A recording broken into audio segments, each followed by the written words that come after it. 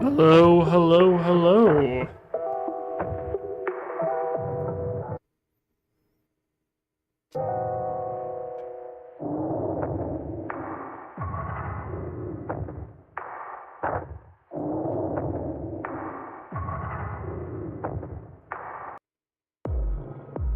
There's a part 2 to this song.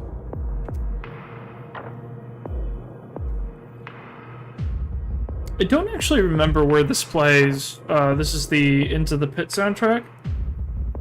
I'm not exactly sure where this plays, or if it plays at all. But the name of these soundtracks have a lot of like references like, to this one. Pretty interesting.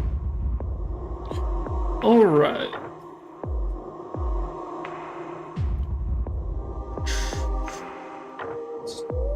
Ooh. I do like the vibe of this one. Alright, here, 1 second. Alright. Hello, hello, hello, hello. Alright, let me go over here. Let me turn this down a little bit. It is all the way up. There we go. Let me know if the audio is balanced, if you can still kind of hear the music. It's meant to kind of just be background music. Although it does go really hard, so, you know. There's nothing wrong with just vibing out a little bit. But I hope everyone had a good week, and is having a good weekend. I know that I have. It's been a pretty good week. But I'm definitely have enjoyed being very lazy and just sitting around. I don't particularly mind it a whole lot. We did get some news on the VR port of Secret of the Mimic. It's coming out mid next week, so I'm hoping for a Wednesday or Thursday release. Thursday would be so nice because that's whenever my weekend starts, so having it released maybe like after I get off work, that would be really cool, because then I would immediately be able to stream it. Want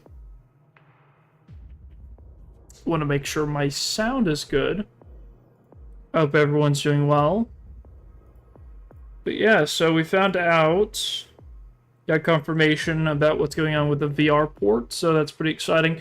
I'm excited to get my hands on it. I'm excited to play it, you know, if anything, just to get an excuse to be able to get a little bit of a closer look at that sweet, sweet, juicy lore, you know? It's the thing we all crave. But yeah, And then, what else has been going on? Hello, Vanessa. Vanessa ran now? Very nice. Indeed. Welcome, welcome. Glad to see you here. Yeah, so I don't know. I don't keep up a whole lot with like the merch drops or anything, so I don't have any like updates on that, but I'm sure there is some sort of new merch. I saw on X, I kind of was checking it for the Steel Wool. But I love FNAF as well. That is why I'm here talking about it. You know, it's funny because like it was like late at night and I just like got on VC with somebody in Discord and we just started talking about FNAF lore and I like looked up and realized, oh crap, it had been like 4 hours and it was like 2 o'clock in the morning and I was like, oh no. But yeah, that tells you how much I like talking about this kind of stuff. It's a lot of fun. Yeah. And I have some interesting things to talk to you about today. I've gotten, if the music is any indicator, I've gotten back into the Pit a little bit, and I feel like, do you play Roblox? So I know Bite by Night is like massive right now, and a bunch of other Roblox games. I am not in the scene right now. I've tried to play Roblox in the past. I played like Smiling Friends, or not Smiling Friends, that's a different thing. I'm thinking of, what's it called? It's similar. I mean, that's the animated show. What's the other thing called? It's, oh, hello, Sheer Baptist. Welcome. Again, if you have never been here, well, I'll just tell you up front, I am really bad whenever it comes to, like, reading out usernames, but I do attempt. I do try. I don't know if that's a good thing or not. I don't know if I should just give up on that, but regardless, we march on. But yeah, so I've been getting into a massive Into the Pit kick. I really want to replay the game fully. I was just kind of messing around yesterday with the game, just kind of like... just looking for Easter eggs, and I found some pretty interesting ones. No, I appreciate that. Oh, I got you. So it doesn't even matter. That's alright. Hey, I think that's really funny, especially whenever it's like you try to put in the work and then it's like it's not that big of a deal. It doesn't even matter. No worries. Just move on. My brain tends to get a little bit too caught up on things sometimes, you know. But that is a me problem. But yeah, so... Oh, I did find a really cool Easter egg in ITP, the game. He's making a 10-foot bunny. Who is that? Because that sounds really interesting. I know I've seen so many people online. I remember, like, whenever it used to be, like, an anomaly, anytime you find, like, a really good engineering YouTuber who did, like, just insane, like, I remember being younger watching Hacksmith, and, like, you know, Colin Furs and, like, all those, like, engineering YouTubers, but now it's, like, they've really exploded. There's so many, I feel like, new channels popping up all over the place just doing insane engineering projects based on, like, even, like, indie games, because those are really popular. Who's your favorite Five Nights at Freddy's character from all the games? It will always be, and it's just, look, this is like a pure factor of cool. Grim Foxy. Grim Foxy, I think, has, like, one of the coolest, most metal designs ever. Just having Foxy on fire with a scythe is just really cool to me. I like his design. Also, the name Grim Foxy. It's a very cool. He's scary, you know. He kind of fits in with the jack-o'-lanterns in the design. It's very interesting. Yeah, so that's my favorite character.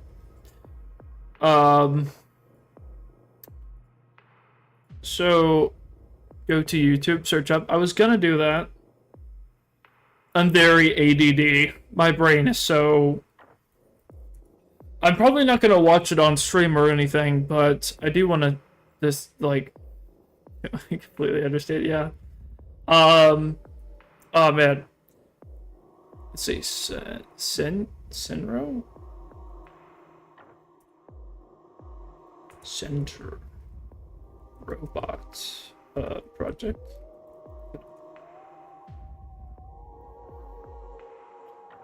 Interesting. I'm not seeing hold on. These are 3D printed. Go back. That's not the right channel. I'm not finding the one you're talking about.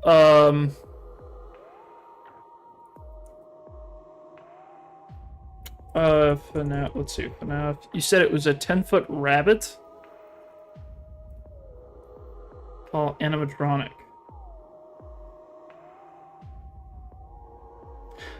Okay, I see. I'm seeing a reference to it.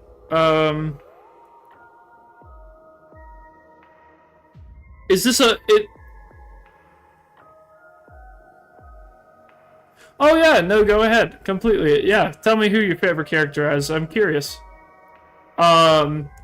Is this a VHS? Oh.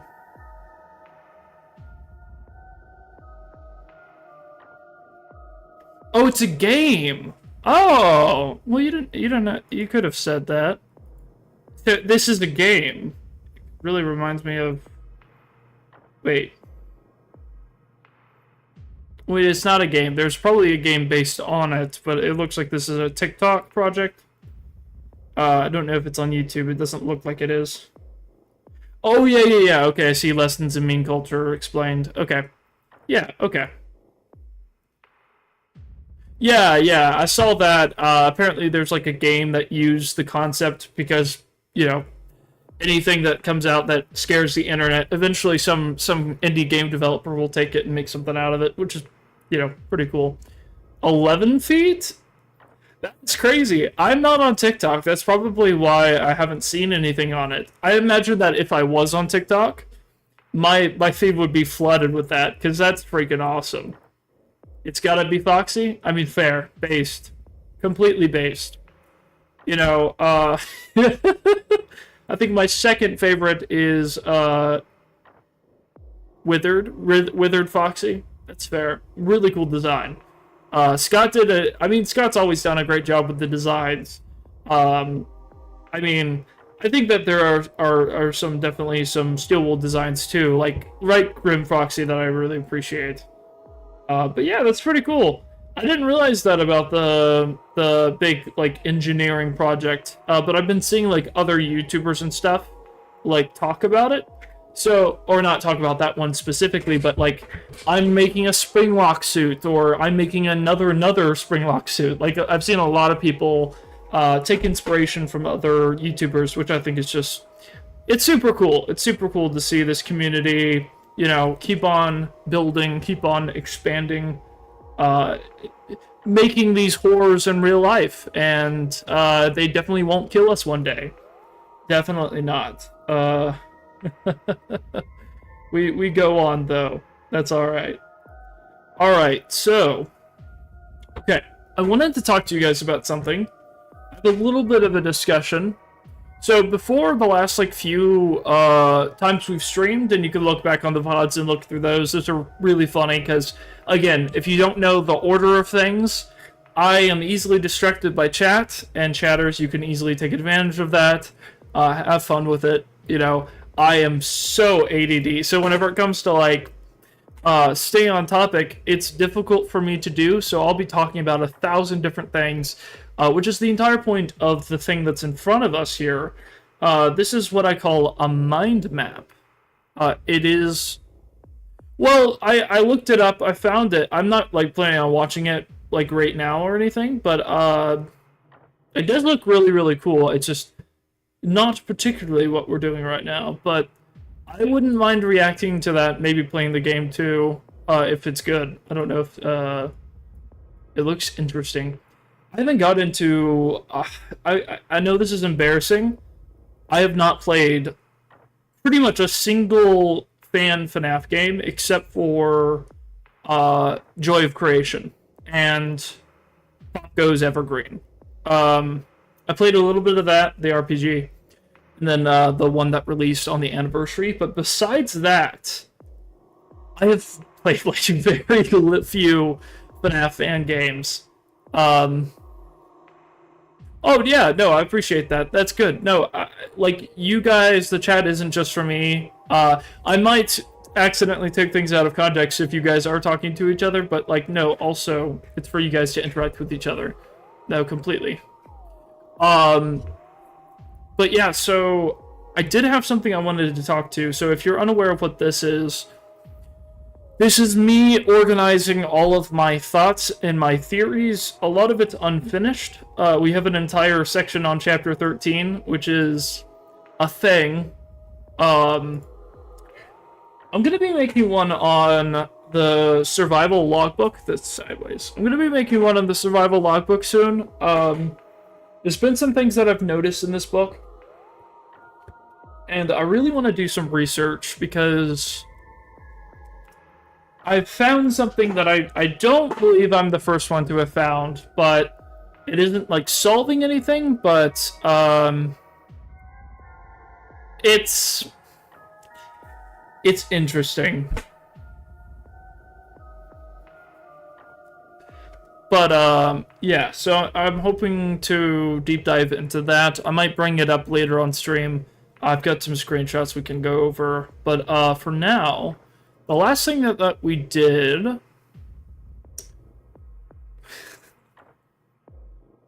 the last thing that we did was we went through the therapy tapes. We were doing a character analysis of Gregory. And did we walk away with any like clear conclusions? We hadn't exactly like finished it exactly, but because we were going to do a comparative analysis on the parallel between Vanessa and Gregory's character, right? So like Gregory's therapy tapes, you have 8 and 8, right? So you have like 8 therapy tapes for Gregory, 8 for Vanessa.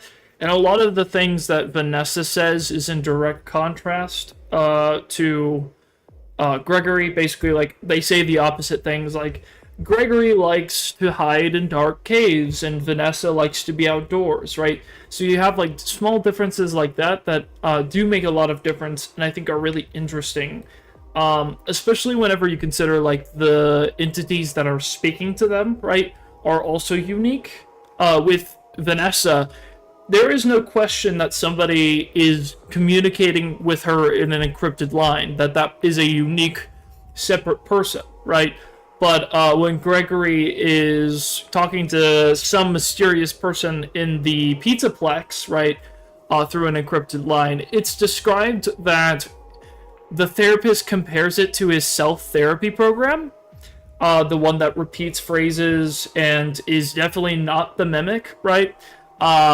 And it's, instead of the encrypted voice manipulating it like it did with Vanessa, Gregory is the one manipulating this voice. So it's very interesting. Hey guys, hey, welcome. Daryl? Welcome in, Daryl. Your second favorite is Phantom Freddy. That is fair. I mean, yeah, the design is just beautiful. Chef's kiss. Absolutely. Yeah, so I don't know. I had a couple of things. A threat? Uh-oh. Animatronic, that's not good. To is nosy? That's the demo name, right? For the game? That's interesting. Yeah, I need to look into that, because that looked pretty cool whenever I saw, like... Apparently it's just a demo right now. I don't know how far in development it's been, because I don't know how long ago that was. But that is interesting. But yeah, so... I don't know. It's pretty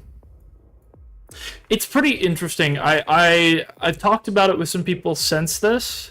And I mean, I've talked about it a lot with people, like, even before the streams. But I don't know, it's interesting.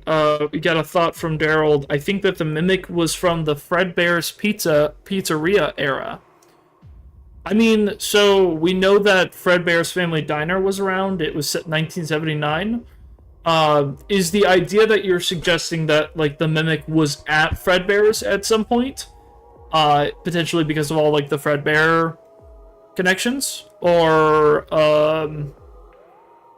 I'd like to hear you elaborate on that. Okay, so yes, so that's interesting. There's a lot to support that idea, right? Because in the if the idea, right, if we go with Fassberger, right, that whole theory, Undertale is underneath the sister location, location, guys. It's all under there. The Abyss from Hollow Knight is there too. No, but I do think it's true, right? So we already have the bones that Edwin put in place for the R&D development department that would have been the framework Afton would have used for sister location, right? And already you kind of get a lot of parallels between what we find in Secret of the Mimic to the Twisted Ones novel, right? With them, with Charlie going underneath, being dragged to the secret underground test location that's underneath her house, right? Underneath Henry's house. And it's like meant to tie into the sister location, bunker thing. What's it called? The map, the sister location map, right?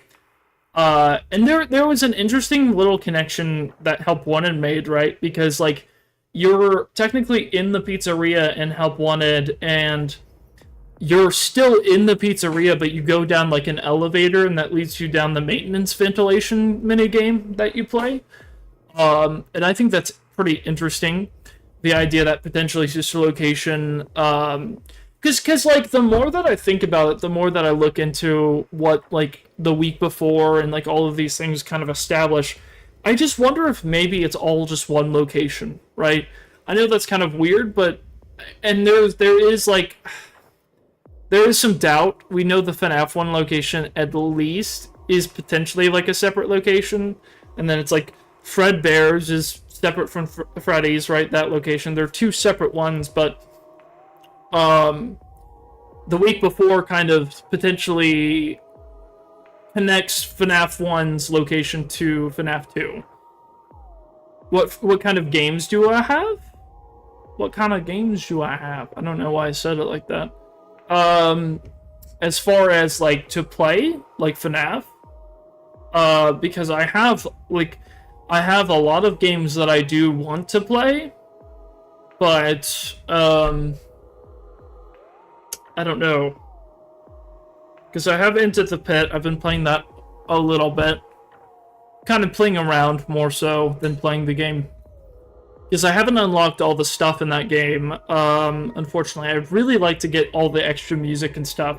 Just so I can feel accomplished in that. But, I have Help Wanted to... I have, like, a good amount of the FNAF games. Or, like, Roblox, Minecraft or something. Are you not engaged by the content that I'm playing right now? No, I get it. I get it. I mean, you know what's funny? Whenever I first started this channel, I had, like, this vision in my mind that I was gonna start a hardcore Minecraft playthrough. And I have, like, that whole... I think that series is technically still up. It's very short. It was short-lived. But my idea was, like, spending, like, a day, and doing, like, an hour or so of playthrough and just seeing how far I could get. But, like, that series very quickly died. And I realized that I wasn't very good. But that's just fun. No, I get it. I get what you're saying. No, I appreciate it. I didn't think it or take it that way. No, you're good. Yeah, but that series was dead in the dirt very quickly. When does FNAF SL take place? Oh, welcome, Dark Sin Gaming. Ooh, that's a cool username, I will say, and it just keeps going. Very interesting. When does FNAF SL take place? That's an interesting question, right? So, I have a very straightforward answer that it takes place directly or at least during the events of FNAF 3. And I have a very important reason for that. So, in the private room security office, once you get all of the like ending cutscenes, you get like the Michael speech. The Michael speech is directly over an image of the ending to FNAF 3, right? And both FNAF 3 and Sister Location are framed in the exact same way that they are directly taking advantage of after Freddys closes, right? So it's interesting that you get that callback to FNAF 3 with, hey, after they closed, right? And with FNAF 3, it's been like 30 years, right? Since the unfortunate closure of the first location. I believe, I'm a firm believer that FNAF 3 takes place in 2015, because I think that it makes sense that the game would take place when it was released, because I don't think Scott was really thinking like, hey, let's make this in 2023. It's just kind of a random year. In the same way that I don't think FNAF 1 is set in 1993, because it's just such a specific year. I don't think Scott really had a date in mind whenever he made that. Like, yes, there's the calculations with the like amount on the check, but that assumes that maybe Fazbear actually wasn't paying minimum wage. I mean, they could have been paying a little bit more. It wouldn't have been that much more, and you wouldn't really have that constraint. If you had to pick someone to spend with for a day, who would it be? Michael or William? Honestly, I would... It's like, which corpse do you want to hang out with? which do you want to hang out with? Traumatized Michael, who, by the way, which Michael? Which Michael? Okay, because that's important, because Michael from the FNAF novel, or like the movie, like the FNAF 2 movie, Michael is a freaking psychopath, man. Well, a very traumatized, broken man that has been shaped to be a psychopath like his father, but still, not someone you would really want to spend a day with. But William's kind of the same, so neither of this sounds like a pleasant option. And if it's like Game Michael, where it's like he's a corpse, and I feel like he just wouldn't hang out with me or want to be around me, you know? Because he's got to be in the shadows, right? That would blow his cover. What if Cassie is a robot from Fazbear Entertainment? That is a wild... Matt Pat from Game Theory would be proud right now. That's a great theory. What if Cassie is a robot? I mean, in all seriousness, Cassie is weird, but I think Gregory's weirder. I think if anyone is a robot, it's Gregory, you know, if we're going down that route. But I mean, you already have the Mimic, which kind of already serves that plot line, so I don't know. If you want to talk real, though, I mean, in Ruin, Gregory kind of is a robot, you know. Michael from the movie? Oh, gosh, no. No, I don't want to hang out with any of them. Maybe William would be, like, somewhat interesting, because I feel like he has a better facade, right? Like, I feel like he could pretend to get along with me before murdering me, you know? Guys, when does the FNAF 4 night segment take place? In my opinion, it happens simultaneously with FNAF 1, because the survival logbook in the night 1 phone call in FNAF 4. That is interesting. FNAF 1 is an interesting game, right? You have, like, the mini-game, and you have the night section. It is the question, though, of, like, what is the room? Is the room a memory of... Like, what is it? Because none of the rooms we see look like that. But it does feel like a callback in the layout to FNAF 1. And it is very strange. Like, even the FNAF 4 bedroom that we see in, like in Secret of the Mimic doesn't look like that exactly. It just has, like, similar decor and like, a similar layout to it. But even more so, like, Curse of Dreadbear does have like an exact replica of the concept of FNAF 4's bedroom. Is Fredbear's? Yeah, that's a theory that I was looking at. It's interesting. Goes after children, not adults. Yeah, but also, I mean, he tries to kill Mike. I don't think he actually cares. I think he's just a psychopath, man. Like, I literally think, like, Afton is just a very narcissistic psychopath. Like, he just doesn't, I don't know. Like, he knows how to be at least somewhat functioning, I guess.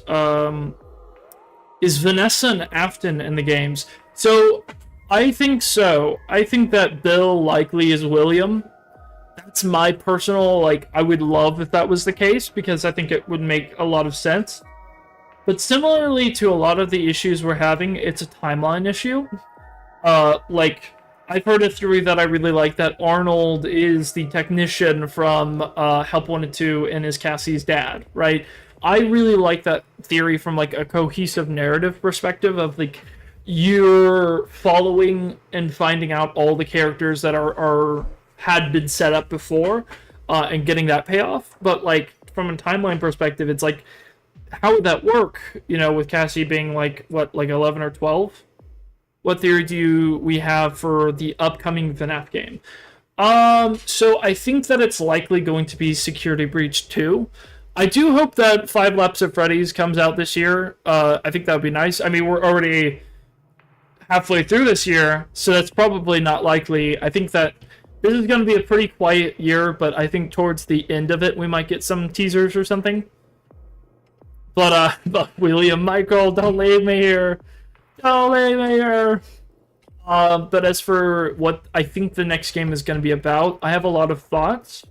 I have a good idea, I think, as to what the main conflict is going to be that's kind of set up in Secret of the Mimic, right? So, I think that it's going to be very similar to Ruin in the, like, it's going to follow the aftermath of, like, Security Breach sets up the idea that the Pizzaplex is going to reopen, right?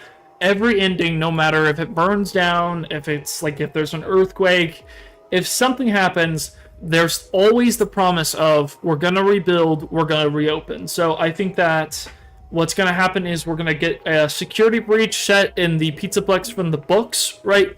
The one that's a lot bigger, a lot more futuristic, and quite frankly, I think just a lot cooler. Like, I would love if that was the case, if we got, plus the interactivity of what they could do with, like, all the technology and stuff that they've set up in the books is really cool. I really want them to play around with that. Thought that Spring Bonnie was his? I mean, I don't... William is just like, bro, which yellow suit is this? I don't get it. I mean, I feel like William is smarter than that. I don't know. If I ever have a hallucination about FNAF 4, I'm running so fast out of that house, not even Foxy can catch me? Fair. That is, I hope so. I hope you make it out. You know, that's definitely the hope, right? Okay, so, I have a theory, guys, and I want to set this up. Oh, God, no, please, stop. I know you might be young, but, no, what even gen is that from? Like, what generation said that, for real? Because I'm like, where is this coming from? I have a little brother, and my goodness, every time he opens his mouth, I'm like, I love him to death, but, like, I'm like, bro, where are you getting all this stuff from? I'm like, what? I think about, like, that quote from, like, from the, oh, what's it called? Oh, the magician's nephew? Is that it? I'm thinking of Narnia. No. It's Lion Witch in the Wardrobe, where he's like, what are kids? What are schools teaching kids these days? Right? It's the whole thing of that. It's just really funny. I'm like, come on. What? Come on. What are we doing here? What's happening? Oh man. Okay. Here, do you guys want to say? I'm gonna play a different soundtrack here. There is one that I've been absolutely fascinated from because oh gosh, I'm sorry about that. That is very unfortunate. I'm sorry. Genuinely, that's not fun.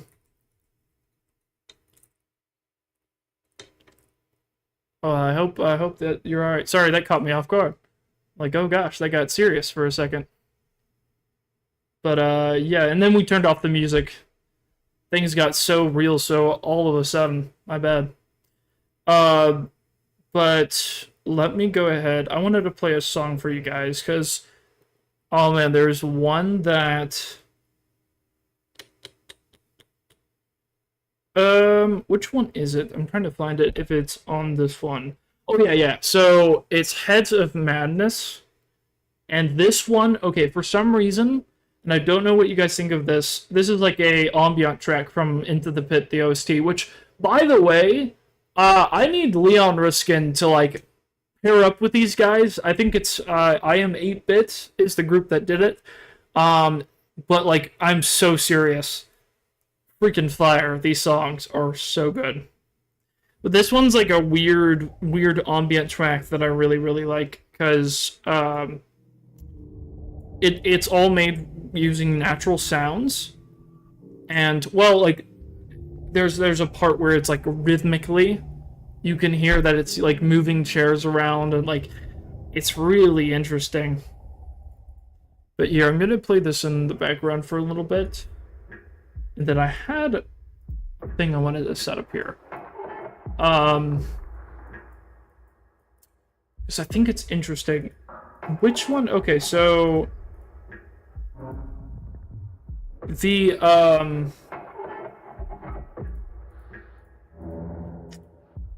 let's see, Into the Pit, FNAF, ATP,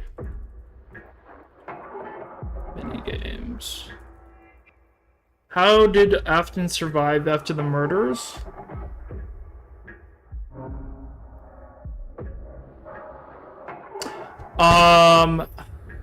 It's the first thing I will do or say. I mean, I probably wouldn't say anything. I'd probably just die. Which does not make it go off. How did Mike Afton survive the murder? Like, does Liquid make... Huh. Yeah. They do. Although, if you want to get conspiratorial, it's possible maybe the suit itself killed them.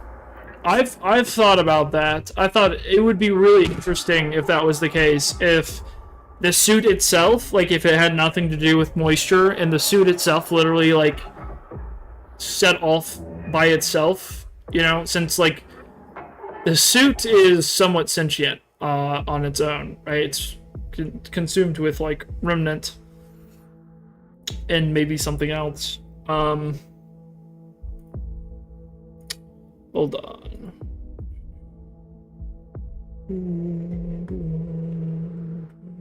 Okay, I was trying to organize something over here. Let me try to focus on this real quick.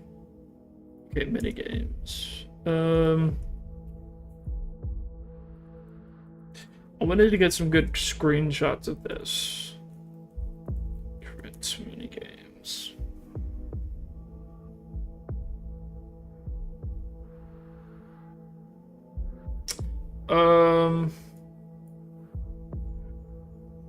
Oh yeah, this has those, which, oh, you know what? That is the one thing that does kind of somewhat put a damper on it, actually, that theory. Interesting. What these two do, interesting. Arcade minigames. Or just YouTube because I don't have Twitch. Well, I don't stream on Twitch. Mostly I just do it for convenience on YouTube because it's easier. I don't even know really that much about Twitch, to be honest. Crying Child's real name is Bogberry? What? Mr. Burrito, welcome. And also, what? Pardon? Bogberry, interesting. Why do I feel like I fell for a trap there? By uttering those words. You know? Like one of those things. I don't know, it's like I activated your trump card. Fell for the troll. So I wanted to... Let me just bring this up on YouTube. I think that would be the best way to go about it. No, it has to be Evan. I mean, here's the thing. All of those names come from very, questionable... Trump destroyed the FNAF 6 pizzeria. Okay. Whenever I said trump card, that isn't what I meant. And you know it, Mr. Burrito. Okay, I see it. Alright, I see through your Chipotle branding. Trump destroyed the FNAF 6 pizzeria. No, excuse you, that was Henry Emily. If you had to pick a POV or part of you, would it be William when he's murdered all the kids? Or would it be the crying child? Oh gosh. It just gave me the idea. I mean, yeah, it's fair, I guess. I should have seen that coming. I don't want any of those, man. I don't want to see William killing... I mean, that would make me Oswald, I guess. Okay. What do you guys think about... So, Into the Pit, right? So, it seems like we're being led. We're being used to get us to the point where we become or take on the role of Foxy, right? Which is interesting because, like, you have so many references to Foxy and Into the Pit, but, like, why do you think that is? Why is it that Oswald specifically is taking on the role of Foxy and Into the Pit, the game? That especially, like, the whole sequence of William leading you into the private party room is straight out of Foxy Go Go Go, right? And then, like, in one of the endings where you're, like, assimilated, you lose the identity that you had, and you become the Foxy, right? The question of, like, where is Foxy? And it ends up that, like, you're being used to take on that role is something that's so interesting, and I am so curious. What do you guys think about that? I don't know if any of you guys have thought about it, but I was especially stricken by it whenever I looked at the Count the Ways minigame that's in it there, like the Easter egg. If you look at the layout for this, and this is pretty interesting, right? But if you look at the design, pulling up the picture here, the minigame is literally Foxy Go Go Go. It's the exact layout and everything to that game. The party hat collection, not the party hat, the balloons that you collect throughout the game, that's a reproduction of Follow or Save Them, right, from the FNAF 2 game. The Party Hats game, right, where you sneak in, you break the game, that's straight from FNAF 3.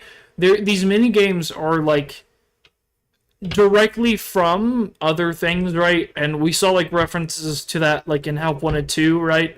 You got references to all of the mini games in FNAF Help Wanted 2, right? Two.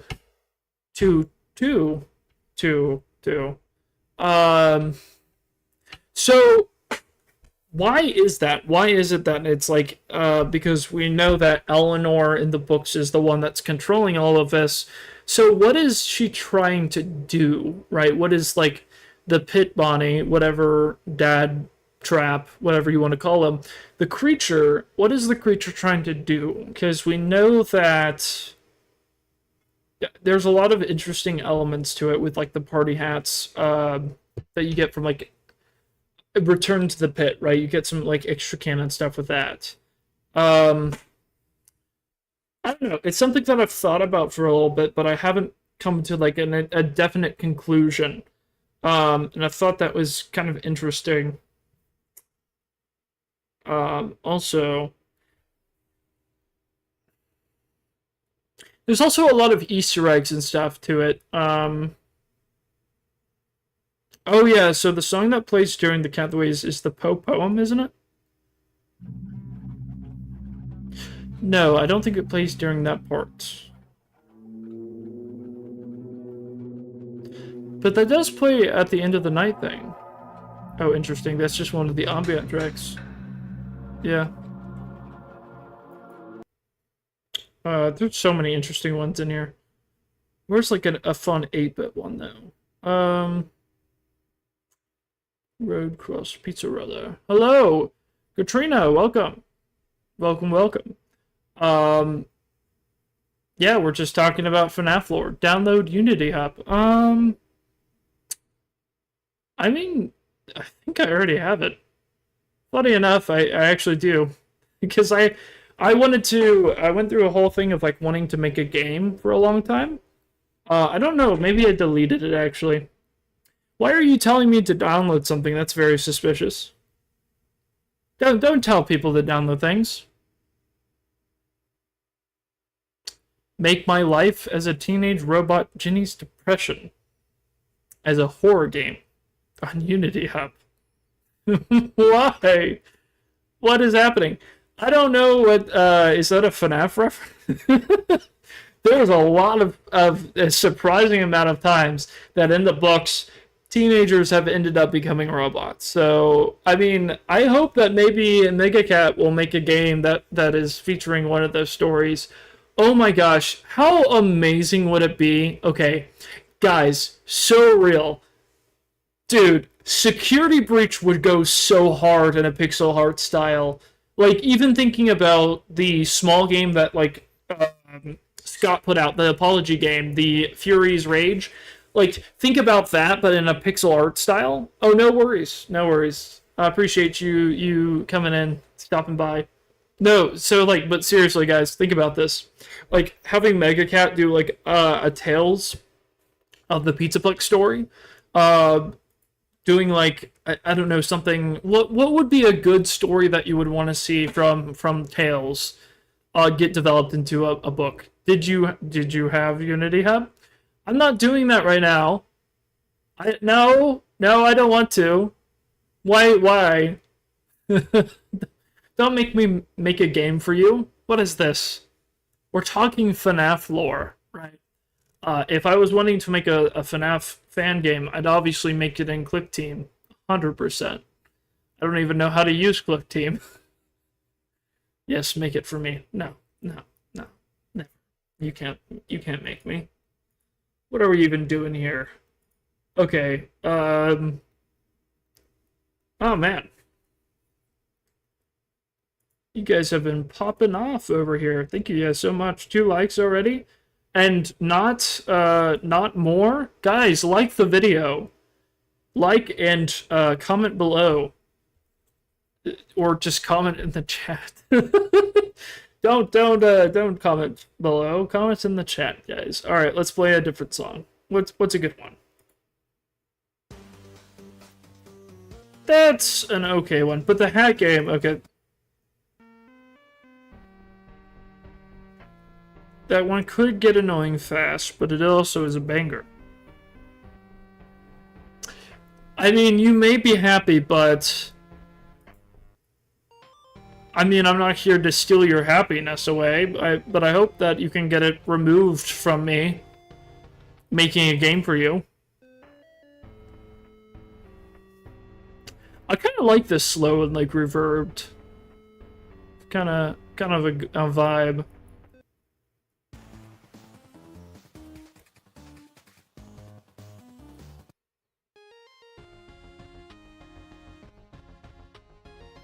Hold on.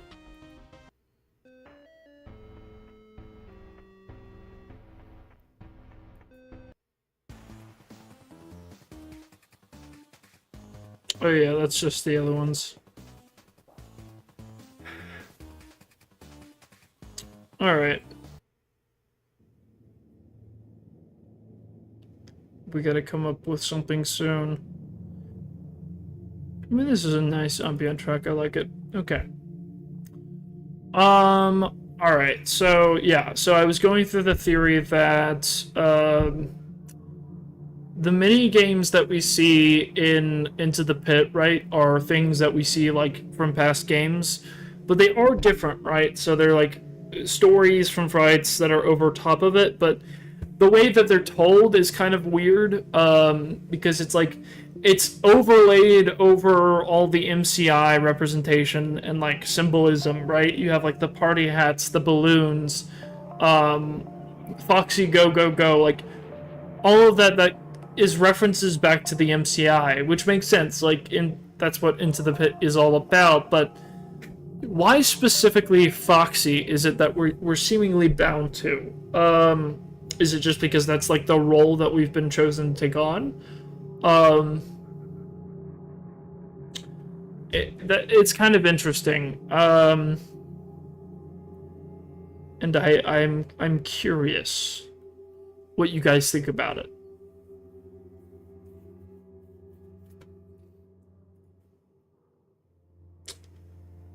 Okay. Let me go ahead. What was it gonna do? Alright.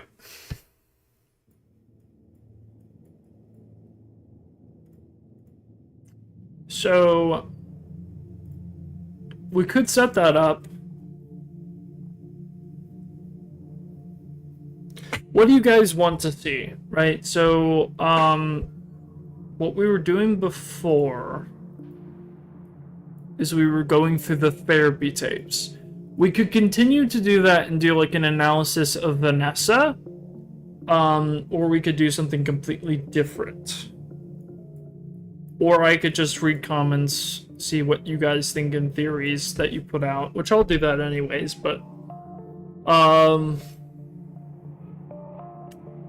it's interesting.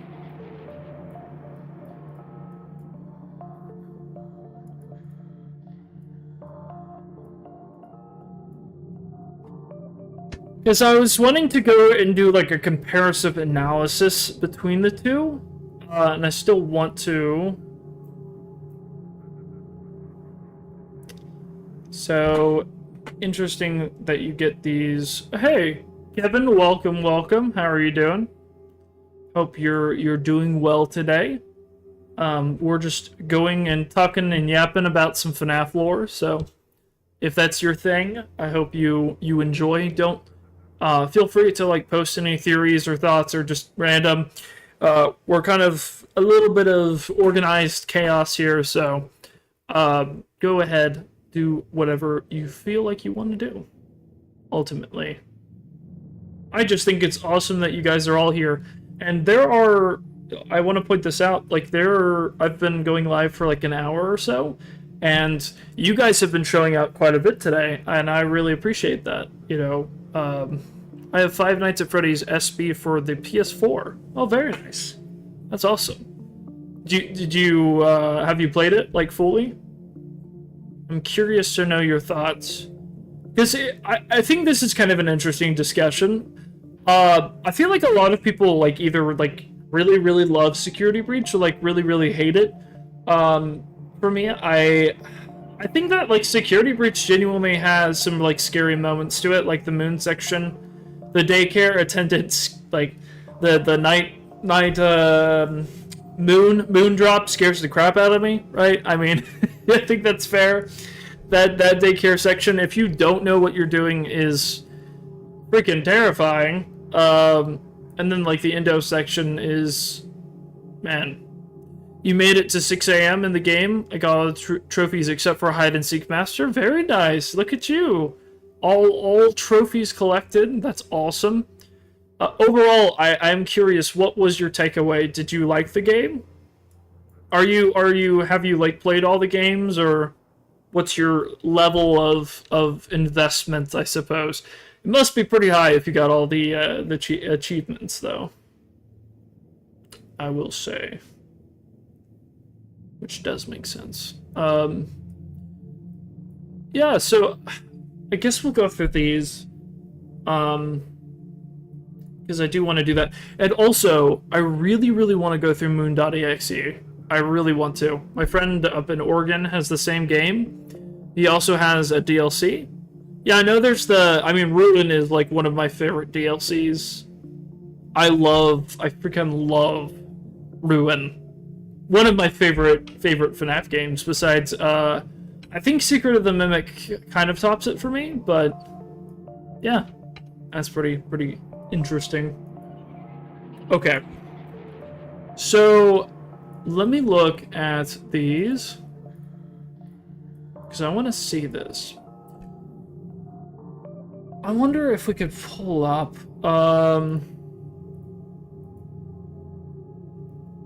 okay. Okay, I got you. Is there a reason, can you not download it on the PS4? Or is it just you haven't done it yet? I never played the earlier FNAF games? Okay.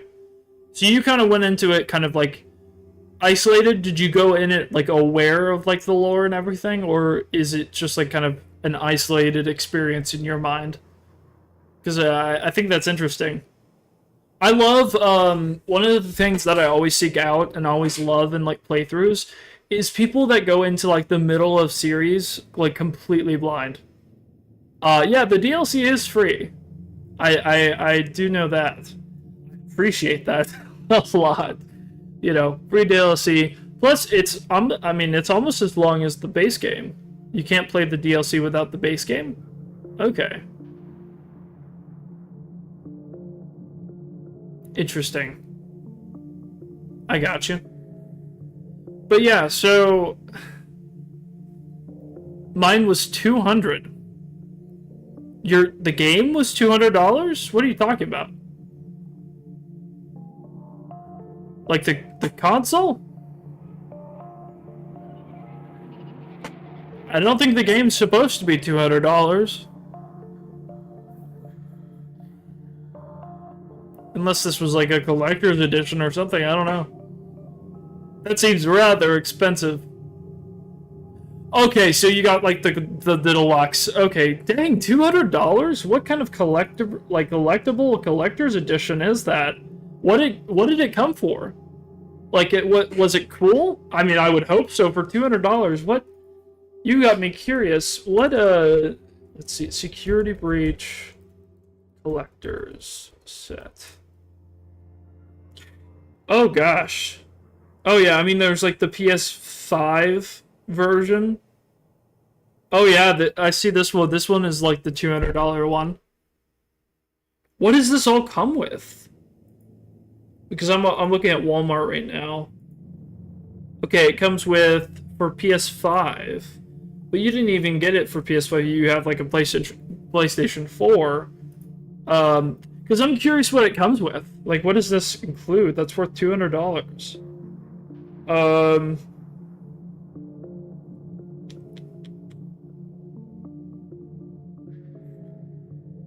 What collectibles? Is there lore? Is there lore inside the $200 collector set? Because that's pretty cool. It came with the collectibles? Okay. Well, I'm curious what the collectibles were. If it came with pin box set. Were they like rare stuff?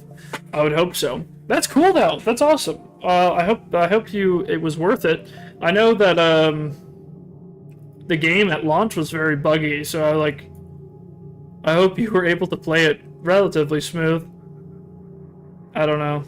It's hard to play it smooth. I got mine from GameStop. Okay. That's pretty cool. Yeah, it's crazy. I wish I had enough money for that, man. I'm gonna be so real with you. I am a dedicated FNAF fan. I will spend... Here's the thing that's funny about that, right? I say that I've spent that much on books. because I have all the books. I bought the entire Fazbear Frights collection, which is like $100. Like that stuff isn't cheap. And then I bought like all of Tales, the interactive novels, you know, multiple of like the hard copies, right? Like, I mean, I've bought probably my share of that. And I mean, I wish I was more into like the collectible aspect of it, but I'm just like, it's not that I'm not interested. It's just not something that I've gotten into quite yet. Not that I don't hate my wallet that much. Oh man, that's cool. That's really cool.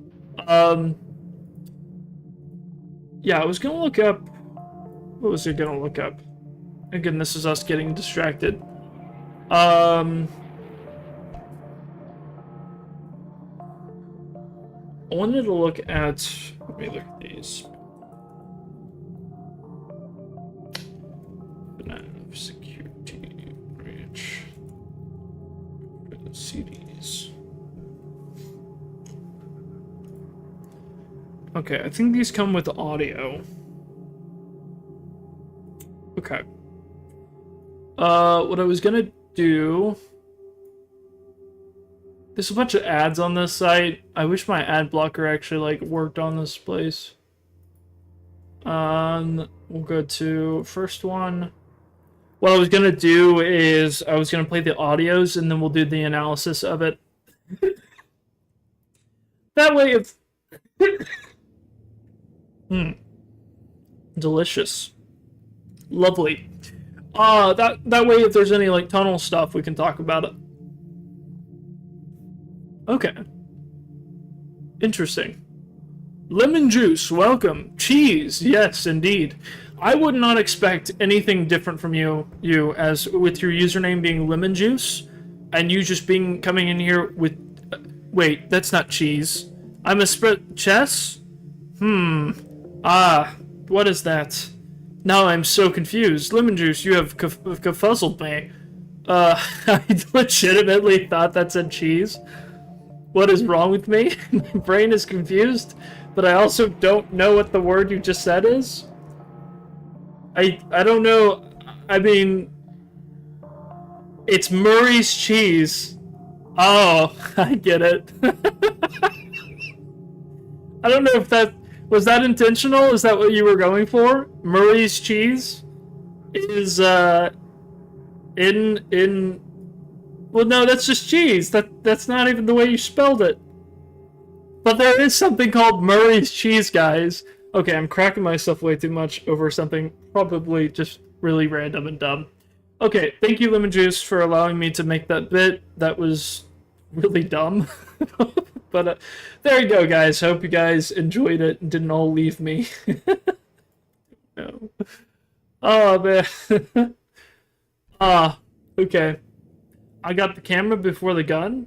I've seen the FNAF movie. Okay. Yeah. Did you like both of them, or what was your opinion? Because I know that opinions can be quite mixed on especially the second one. And I think it's interesting to kind of discuss. Yeah. Okay. So I wanted to listen to this real quick. This is like 1:22, and we'll do analysis, and that's fun. So let's listen to this. Hello, Vanessa. How are you feeling today? You look a little tired. Okay, so context. This is the therapy tapes. This is the retro CDs that you get at the end of Security Breach. So far, isn't it the movie following the game's timeline? I like the sequel. It's following the game's timeline. So it's not really in certain aspects. Like, there's a lot of discrepancies between them. It is like an alternate universe effectively, but the way that I look at all of the extra, and again, this is my opinion, you are going to find so many opinions that are not this, but I'm just going to state what I believe. So I believe that it doesn't really matter if it's like a separate universe or not, because what you ultimately get with like the books, the games, all of them, they all kind of circulate the same ideas throughout all of them, right? Like Vanessa's in the movie, but like she wasn't in FNAF 2 or FNAF 1. But she is in Security Breach, and her character and arc is very similar to what she goes through in Security Breach and FNAF AR and her general story, which we're about to hear actually about. So that's pretty interesting segue there. So hold on, we're gonna listen to this. A minute 22. Hello, Vanessa. How are you feeling today? You look a little tired. Well, it's been a while since we last spoke. How's your anxiety been? You did so well with your calming protocols when we first worked together. Are you still using those? Yes?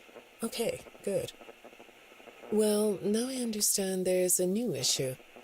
It came on just recently, rather suddenly.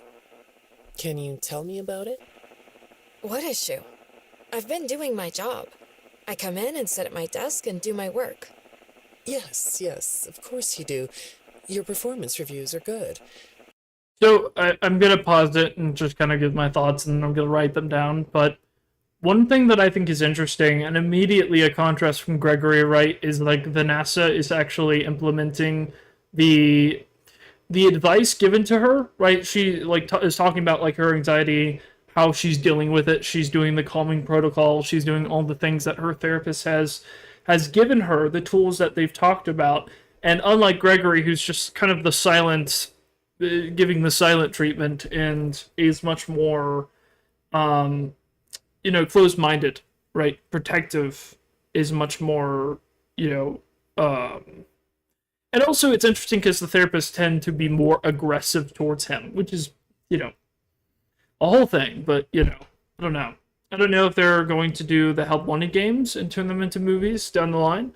What I would love to see more than anything is a Fazbear Frights, like, based on the books, like a Netflix show, or Amazon Prime, because, honestly, it feels like Amazon probably has been doing a better job, just kind of letting the creators do what they do.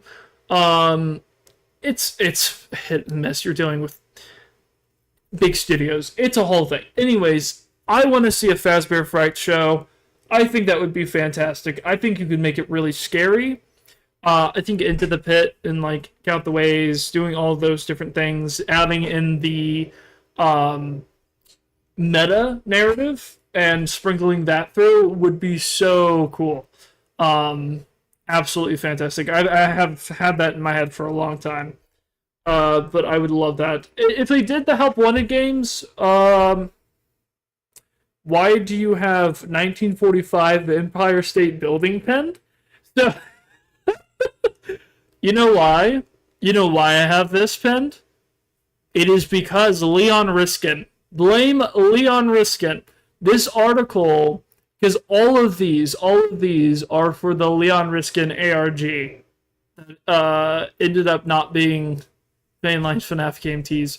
That was, yeah. So, yeah, it was one of the references he made to like a real life story that of a woman who survived an elevator fall.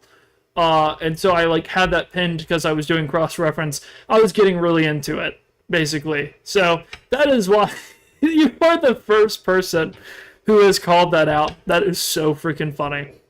I knew immediately what you were talking about too.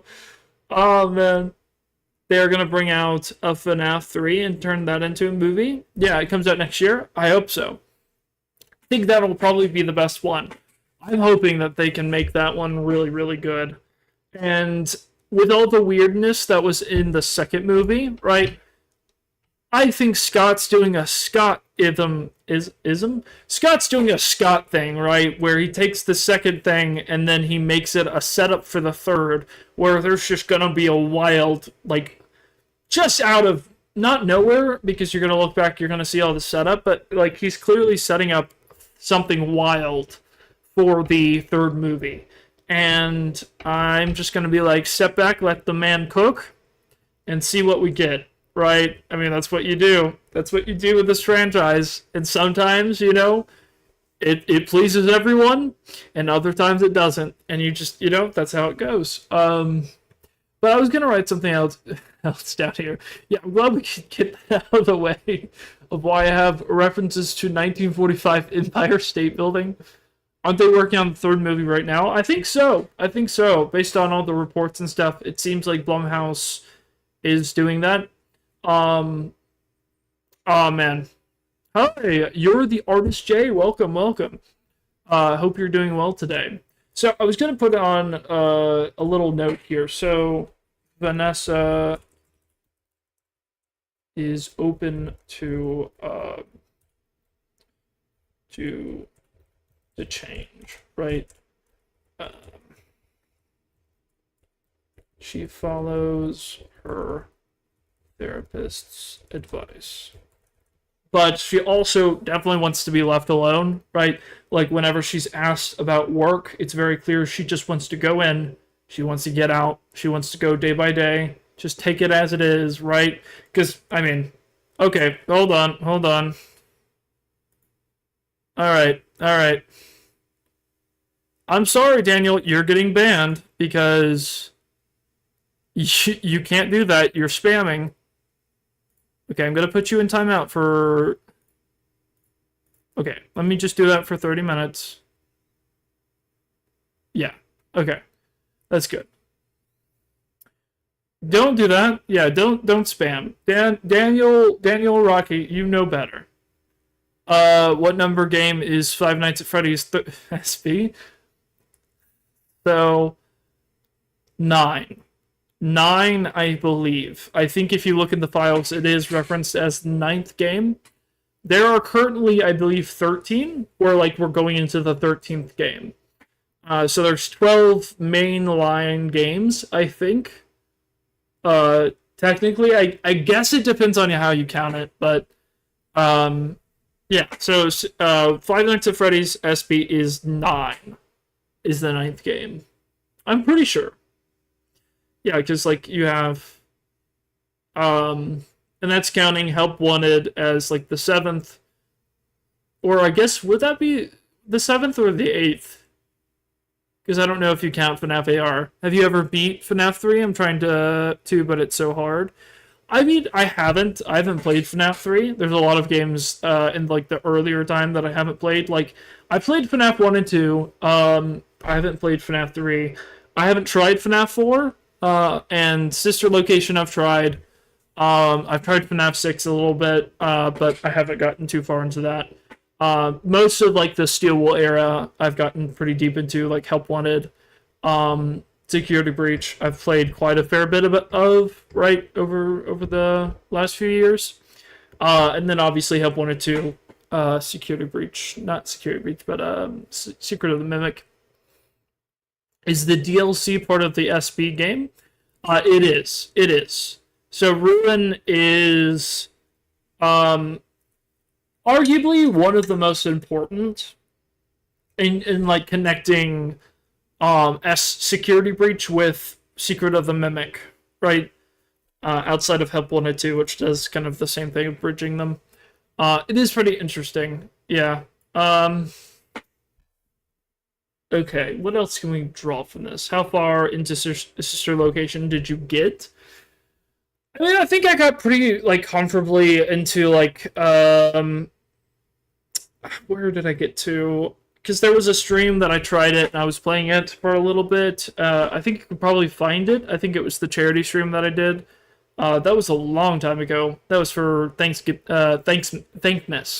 that Jacksepticeye did a while back. That, I think I didn't get too far into it. I want to say probably night 3. I don't know if I completed night 3. Isn't the DLC the 10th game, or is that still part of the 9th game? So, I don't know, because I don't know if Curse of Dreadbear really counts as far as, like, that. It is pretty much a full, like, separate game from it, though. So, I mean, you can count it, and you're not technically wrong, but I just don't know if it's, like, really separate. Like, people have gone as far to say that, like, there's a sequel that's been teased, right, from Scott. Not a third, but a second, and people have gone so far to say it's Ruin 2, which is so funny, because it's like, Ruin wasn't a game. It wasn't a main title. So, it being called, like, Ruin 2 wouldn't really make a whole lot of sense. That would just be Security Breach 2. And I don't think they would show it again being like in its ruined state. I think they would transform it, make it into likely the location from the books, go through all that. So that's kind of where I think it is. Yeah. And it's kind of interesting because since because we've gotten a mainline game almost every year, I want to say, because it's been almost 5 years since Security Breach released, which is crazy. I've seen the behind the scenes of the DLC. Oh, really? That's really cool. Yeah, there's like a lot of interviews and stuff. That's pretty cool from Steel Wool. Yeah. Okay, let me put on some music again. Or no, we were listening to this. I have to go, but thank you so much for answering my questions. Yeah, no, I appreciate it. Thank you for coming. You're the artist Jay. Welcome. Thank you and goodbye. I hope you have a good rest of your day. Yeah. Also, don't forget to like the video, guys. Very important. Feed the algorithm. We must feed the algorithm, my friends. Feed the machine. But yeah, so okay. We were looking at this.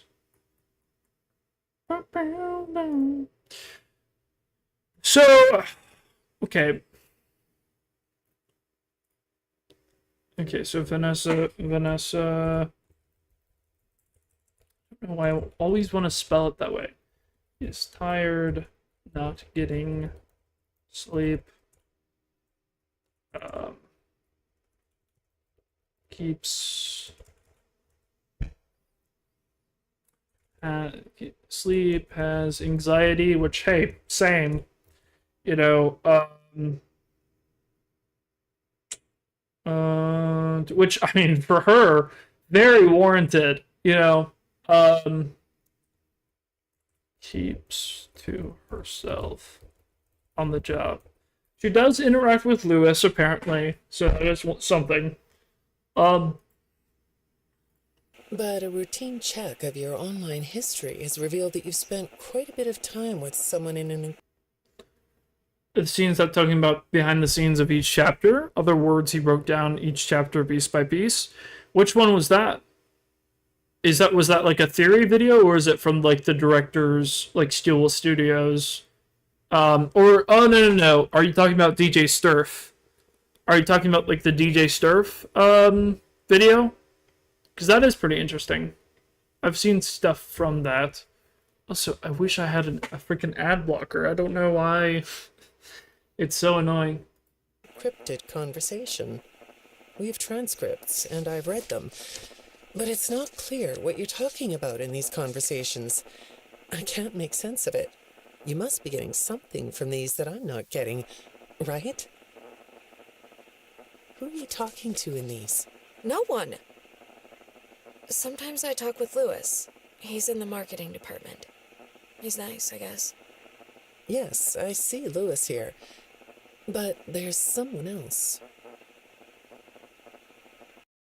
Interesting. So, from that, it seems... Do you think that her response there was defensive, like whenever she was like, no one?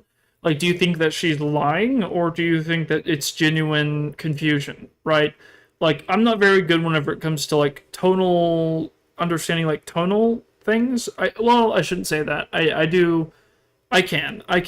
But, like, I'm a little bit hesitant. Do you think that was, like, completely defensive, like, deflecting the response? Like, no one. It's not a big deal. Just leave me alone. Because we get, later on, things that make me think maybe she's not wrong. But, okay.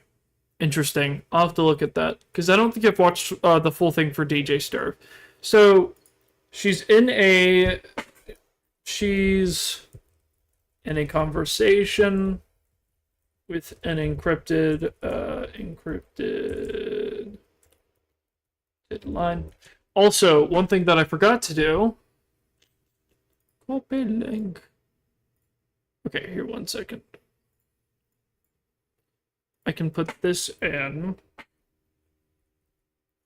Let's see, this link to view. Okay.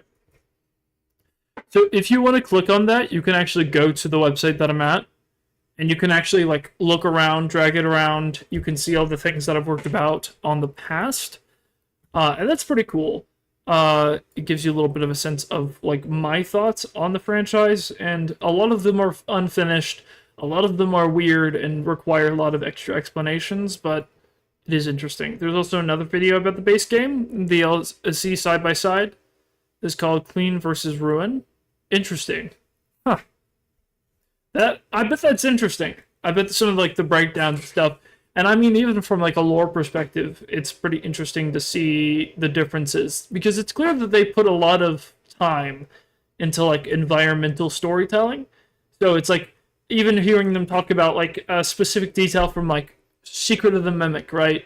There's very clear care taken into that department. Even if with Security Breach, some of it got meddled around, they also had like at that point very few employees that were actually working for them. So it's like, I don't know. I know that people harp on Security Breach a lot, and I don't think that it's unwarranted. It was a messy launch, but I mean, giving us a free Ruin DLC that's like pretty much the same length as the base game is a pretty good makeup for it, in my opinion. So she's in a conversation with an encrypted line with someone else. She denies it and says she talks to Lewis, which we know that she does, right? We know that she does from FNAF AR. So that's all true. That's all true. Okay, and that's all that's there. Then you have patient 46. So Vanessa's open to change. She follows her therapist's advice, right? Vanessa is tired, not getting sleep, has anxiety, keeps to herself on the job. She's in conversation with an encrypted line with someone else. She denies it and says she's talking to Lewis. Yeah, and they have transcripts. But like we get emails like that are like how to what's the one that's from FNAF AR, like how to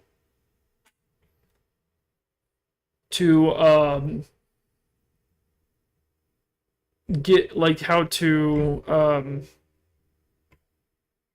oh, what's the, I'm trying to think what it was. Dang it.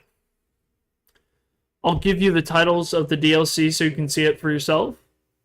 Well, I know the titles of the DLC. But maybe it's, are you talking about like the videos? I mean, that's fine. But yeah, that's interesting. Okay, let's move on to the next one. Okay. Hi, go ahead. Sit down. I don't know you.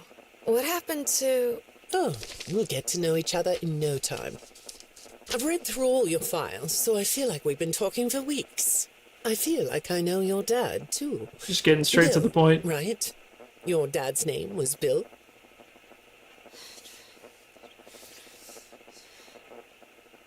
I'm sorry, what did you say? I try to do what I'm supposed to do. I know you do. Your supervisor notes that you follow instructions perfectly. Your dad made you follow instructions, didn't he?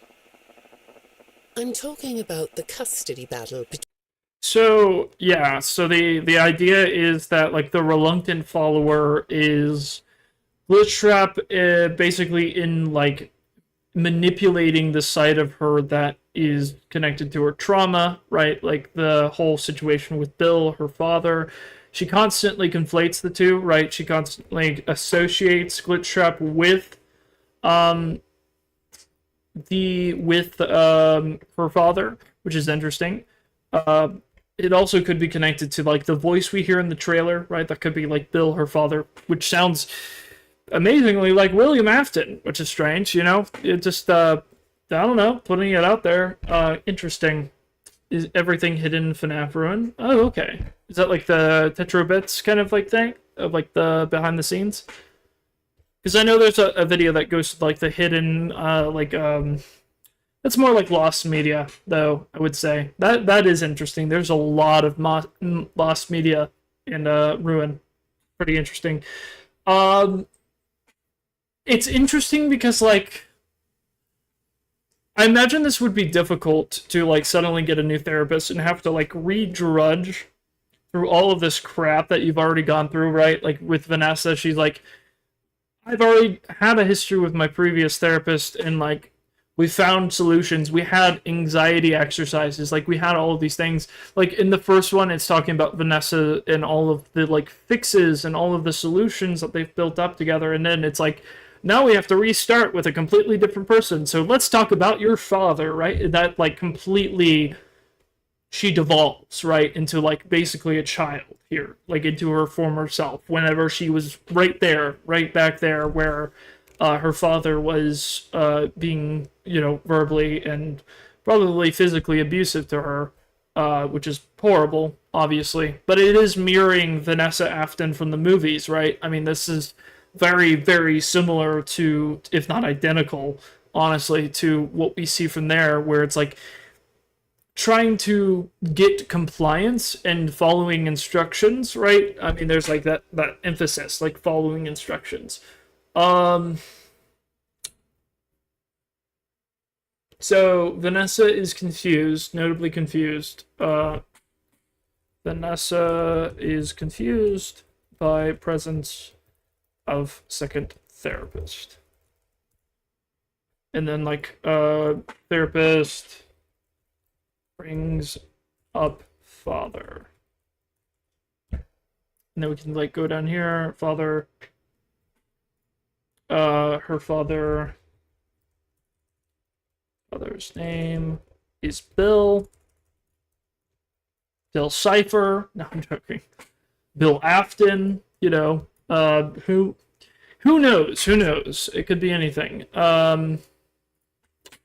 You know, he was manipulative.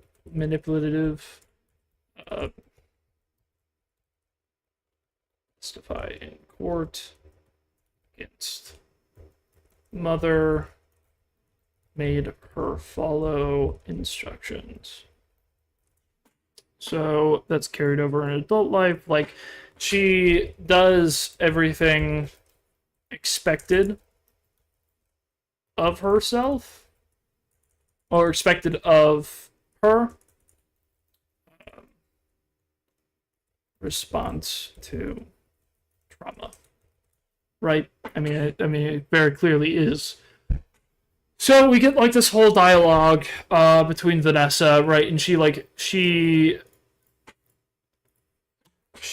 devolves when talking about her father.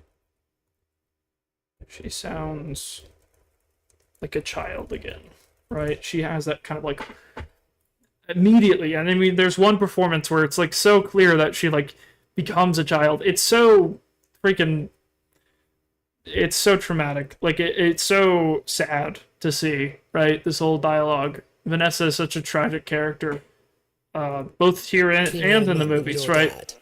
Your dad didn't play fair, did he? He used to make your mum look bad in court. I'm so sorry that happened to you. Do you want to talk about how that felt? And you know what's interesting too, right? Talking about this in contrast to Gregory's parents, right? Where Gregory is so up in arms that his parents were terrible, that he had this terrible childhood, right? And then like at the end you get that whole like dialogue where it's like, you actually lied, your parents were great, and you had a fantastic childhood. Like, none of the things you said that happened to you was true, right? And then you have like Vanessa, who legitimately has real trauma and actually had a terrible family life. And it's interesting that you have this contrast, and a part of me is like, why? Okay, so why is it that you have this similarities that are so diametrically opposed, right? And for me, I've always come to the conclusion that it's like it's two different entities, right, that are responsible and they're doing different things, seemingly, right? I mean, there's got to be something controlling Gregory, or Gregory's just a robot, right? That's either the two options. There's nothing in between. He's either a robot or he's, I don't know. But yeah, it's interesting. Let's just keep going. I suppose I don't need you to tell me it felt bad to have a parent scare you into saying things that weren't true. He manipulated you. It wasn't your fault. It's really sad. But it's common for one parent to use their child to hurt the other parent. I know your mum after she lost the custody case. Yeah. I was supposed to be a good girl. That is such a sad freaking line. Oh my gosh. I mean, like, the implication's pretty clear, but it's so dark that her mother, like, killed herself. Like, it's the language there is not explicitly, vague. It's pretty clear that Scratch is, like, that her mother likely committed suicide, right? I mean, after that, which is... I mean, like, it's horrible. It's gut-wrenching. You hate that for Vanessa, right? And it's interesting that you get this massive change between this and in-game Vanessa. Like, you don't get too much from in-game Vanessa, but it's clear that there's a lot of stuff going on that we don't get to see in Security Breach, and the cut content kind of gets into some of it. There's a lot of explanations that the cut content gets into, and I know it's cut content, so it's like you have to come with that disclaimer of like, hey, it's cut, so you can't really use it, but also there's some interesting things in there where it talks about Vanessa gets her own kind of side quest in that, where she's speaking to someone about getting the keys, likely references to Princess Quest. In fact, she even references trying to find an arcade cabinet, right? And it's really interesting, right, that she would be trying to find Princess Quest, the thing that she needs to free herself, right? But it seems like something else is also interested in her getting there, which I think is interesting. But we'll finish this out. What happened to her had nothing to do with you, even though it was your testimony that did it. Was that testimony true? No, I didn't think so. But your dad is to blame, not you. Yeah. So, yeah. Pretty horrific there. Okay. So, it does seem like specific response, it evolved.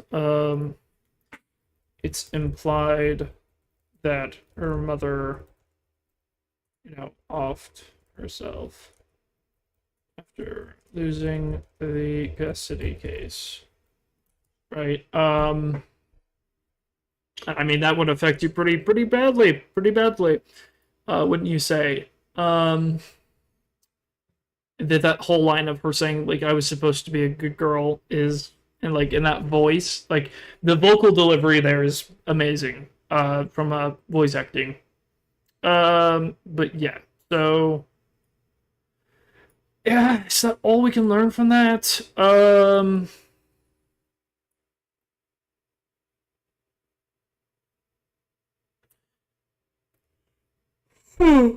Ah. Okay, moving on to the third one then. This one. Good morning, Vanessa. Let's jump right in, shall we? I got a message last night about you, and I have to be honest, it was upsetting. Apparently, the IT department has put together a pretty lengthy report chronicling non-job-related communications that have been coming to your computer. The fact that you're still doing something obviously not work-related on the job is disturbing enough, but what bothers me about what I read is that the messages you're getting seem very manipulative in nature. Do you know who I'm talking about? I get a lot of messages from friends. I like when Lewis writes to me. He's funny. I'm not talking about Lewis. You know who I'm talking about. Why won't you open up about it? What you might not know is that this person who's been sending you messages has been hacking into your personal files too. These are the same files I have here. These files are full of details about your life. Do you know what that means? I'm not in the tech department. I just type on the computers. I know that. But what matters here is that this person who is contacting you knows a lot about you. Lots of people know more than I do. Sometimes I need to listen. Such an interesting line there. There's a lot there. There is. It's interesting how this contrasts with like the whole conversation that the therapists have with Gregory, right? The IT department or the techs, right? They communicate him, and basically, it's so interesting how they contrast. It almost makes it seem like what they're implying here is that Gregory is the one that's talking to Vanessa, right? I don't know if that makes sense, because at this point, I don't think Vanessa's in the Pizzaplex, right? Because, like, at this point, she's working for Fazbear Entertainment in a different capacity. We don't know exactly what it is, because it says that she's just working on the computers, but in, like, one of the cut emails, and again, this was, like, confirmed, this one was confirmed to be canon, according to Scott. This is, like, a whole thing, but, like, in that, it talks about, like, a security-to-security transfer from the Pizzaplex to what job she was working before. So it almost implies, right, that there was, like, some sort of... She was working security, like, something similar to that. Kind of interesting. I don't know. But yeah, so you have that encrypted channel, right? Again... They made a pretty lengthy report that there's like a lot of like on the job, non-work related things, right? Hacking, right? Again, Gregory's good at hacking. Could it be that Gregory is the one messaging Vanessa, manipulating her? That would be insane. Why would that be the case? Because, like, the person that Gregory's communicating with doesn't sound like somebody that's different from him. It's compared to his self-therapy program, right? And it says that it's somebody that's like seemingly trying to lure him to the Pizzaplex, but in reality it's like not. It's weird. I don't exactly understand it fully yet.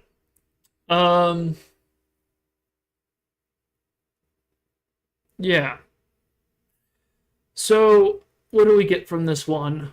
Let's go to our conclusions. Got a message from IT department. Okay. Vanessa has been receiving personal emails on the job. On the job. Don't get any damn breaks anymore. That's so unfortunate.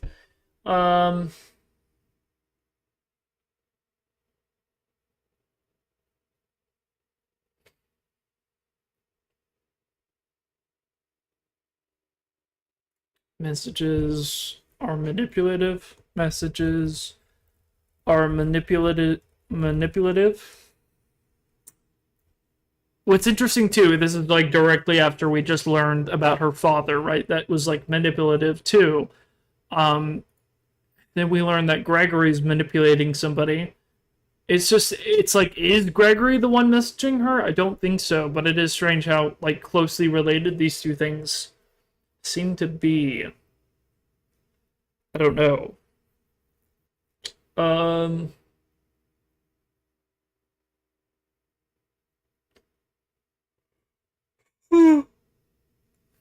Also, one thing that Vanessa has over Gregory is Vanessa has lots of friends, including Lewis. Which I think it's just funny. Which is funny because it's like you get the sense that like Lewis is very stalker-ish, right? From the FNAF AR emails.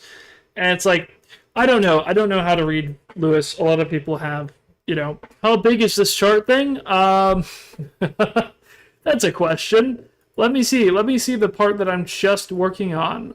Mind you, this is like all of the therapy tapes, and I can't even fit it. I can't even fit it all in here. It's too much. It's too much, guys. Oh, you know what? That's true. I forgot to add the pictures. I can't believe I forgot to do that. It's like for aesthetics. I forgot to add here. 1 second. We have to do that for posterity. Gotta go all the way over here. Where is that? It's books. I just saw it. Your saved books, probably. Go to library. Did I already... actually, you know what? I may have already taken a picture of it, maybe? Did I? I don't know. Don't remember. But also, welcome, Super. Hope you're doing well. Yeah, so this, I mean, you can look at it too. The link that's pinned leads to here. And you can like kind of look over what I've found so far. A lot of it's incomplete. It's just like ideas that I want to work on. That's just kind of what I'm slowly doing, little bits by bits, because it's a lot. It is a lot, guys. It's a lot of information. I'm dying in the inside.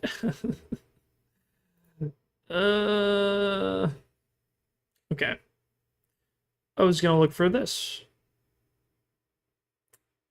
Alright. Welcome, welcome.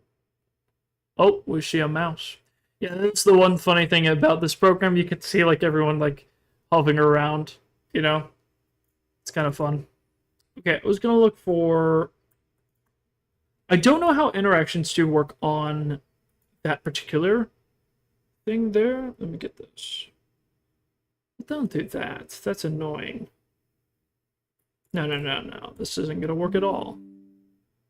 Why can't I go full screen with this? I can. Okay. I think I already got these, actually. But maybe I'm wrong. But yeah, so... we got those. And this is the fun thing about this. Is I can go through and add pictures. What was that? Did anyone else see that? Yeah, I mean, so there's like somebody is actively looking at the page, and you can go on there as well, right? The link that I have pinned here means, and it would be so funny if we had just like a bunch of mouses flying through here, just looking at random stuff. It'd be kind of fun. But yeah, so you can go on the link. I meant your camera. Oh dang, is it freezing up? Did anyone else see that? What are you trying to scare me? What are you doing? What's happening here? What happened on my camera? It glitched out. Oh, okay. Yeah, it probably did.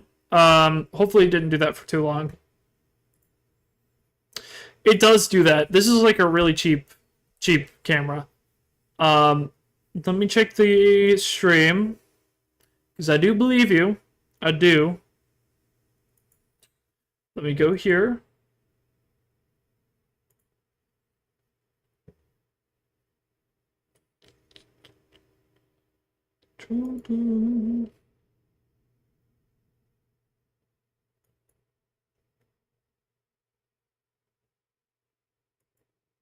I know that it was doing slight adjustments to the frame.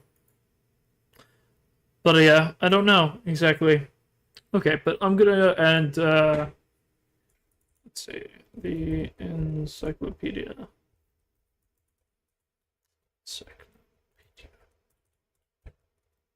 Here. Page there, and then add. Is that good? Is that how you spell that?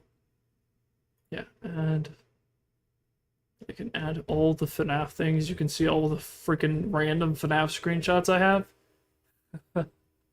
Absolute chaos, my friends. I love it. Okay, hold on here. All my files. Okay. There's one page, and then I could do here. The encyclopedia. Can you, I imagine it, Super, are you the one that's on there? Can you click on stuff and, like, open stuff up? I'm curious. I don't know what the limitations are for the group sharing. Because, like, whenever I used the program, I was able to access pretty much everything, I think, but I was also on Creator. So, I know this is, like, view only. So, I don't know. I'm curious. I'm very curious, don't you know? Okay, and then it's, that's two of the same things. Oh, I put the wrong photo there. That sucks. Okay, hold on. Well, I didn't want to delete everything. Fine, then. I'll redo this. The encyclopedia. This is just, again, for posterity, so I can have it. That'll blow it up. I hope everyone's doing well. I hope everyone's having fun, you know? Daniel, welcome back. Was my... Okay, no worries, no worries. Yeah, no, I just timed them out. I mean, it was just spamming. It's not the worst thing in the entire world. But I did want to make sure that, you know, it didn't fill up the chat. But no worries. I appreciate it. It's funny, though. That feels like something appropriate that my little brother would probably do, to be honest. Probably has. Oh, man. Ah, little brothers. Love them, hate them. That's just how it is. Wait, hold on. How did it go? You go... Because I want to bring it... Oh, wait. Can I just... Well, I don't want to do that. That looks ugly. I want to, like... There we go. Look at that. That looks much bigger. And then we can expand... Not expand that. Can expand the photo to make them readable. There we go. It's a little off. Can we match them up? Yeah, so that's better. So then you can get like the general information if you want to have it for Vanessa's, you know, generally accepted canonical background. Interesting that it says Agent of Afton, right? That's so interesting. I mean, it makes sense for how it's represented, but like it's also really interesting when you consider like the movie lore, right? I mean, it's interesting. That's all I gotta say. Interesting, interesting. Okay, so we did that.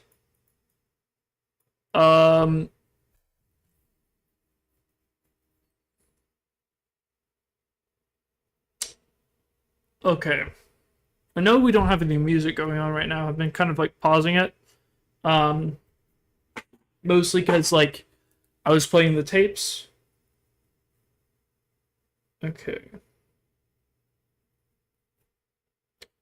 Do you guys want to know what's bothering me about the... I want to take a little bit of a break from this because this is a lot, but... Okay. Do you guys want to know what's bothering me about the logbook? I want to look this up real quick. Okay. Oh, no worries.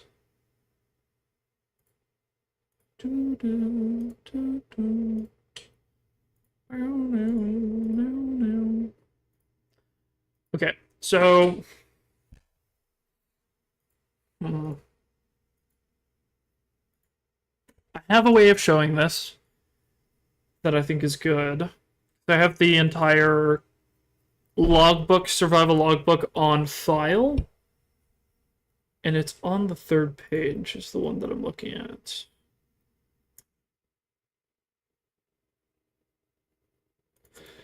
Where is this? Okay, so I know all of these are here, and it's this page right here. Did you make everything like that? Sort of. So like a lot of this is just like copy and pasted, but like yeah, this is like what's called like a mind map. I don't know if this is what you're referring to, but yeah, so this is like a mind map. And it's like meant to organize your thoughts. It's supposed to be like in the structure of how the brain thinks, right? So it's like a free flow kind of thing. It's a conspiracy board if you want to be real. That's basically what it is. It's fun. It's really fun. I like it a lot. Plus, I can like gloat and be like, "Look at it! It's so big. Look at how massive my timeline is." You want to know the thing that I'm most proud of though? Is probably the one that I think looks the best from like a design perspective. Is probably this section because it just looks so darn interesting and there's so many pictures. But it's probably this one. I like the all the connections here. But this goes into like the AR world versus real world stuff. And I find that really, really interesting. But yeah, if you want to look at it further, you can click on the link and it'll take you to this, where you'll be featured in the video forever because your mouse will be seen. And I don't know if you can, like, I hope you can access all of the stuff while I'm still on here, but I don't know. Okay. Alright, you want to know what bothers me. Okay, so I want to look up how did people get Cassidy, the name? Found the other video that I was talking about. Oh, very nice. That's awesome. You guys are killing it, by the way. Don't forget to like and subscribe, guys. I've got to plug it while I got you guys' attention here. I need those subscribers. We're at we've actually been getting quite a few new people, you know, subscribed and regularly in the chat showing up. I've seen a lot of like regular people, which have been pretty cool, you know, overall, pretty interesting. But yeah, so I was gonna mention. Hopefully that didn't mess everything up. It didn't. Okay, we're good. I was gonna. Okay. Oh, appreciate it. Yes, subscribe. Follow your instincts and subscribe. Do it. You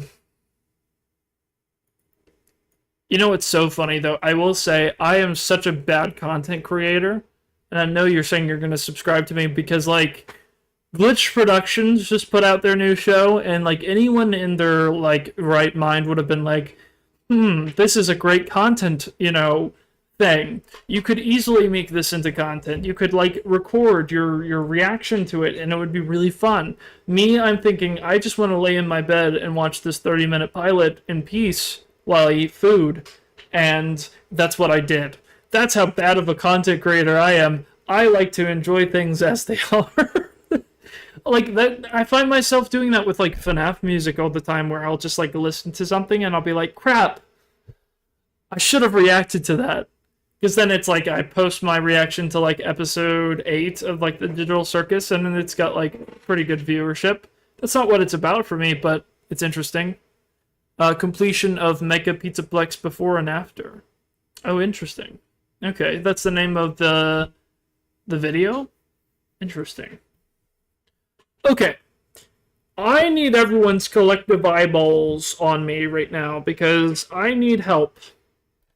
I need a lot of help with something from you guys. I need your puzzle solving abilities. And I know for a fact that, you know, this book freaking right here. Okay, this book right here.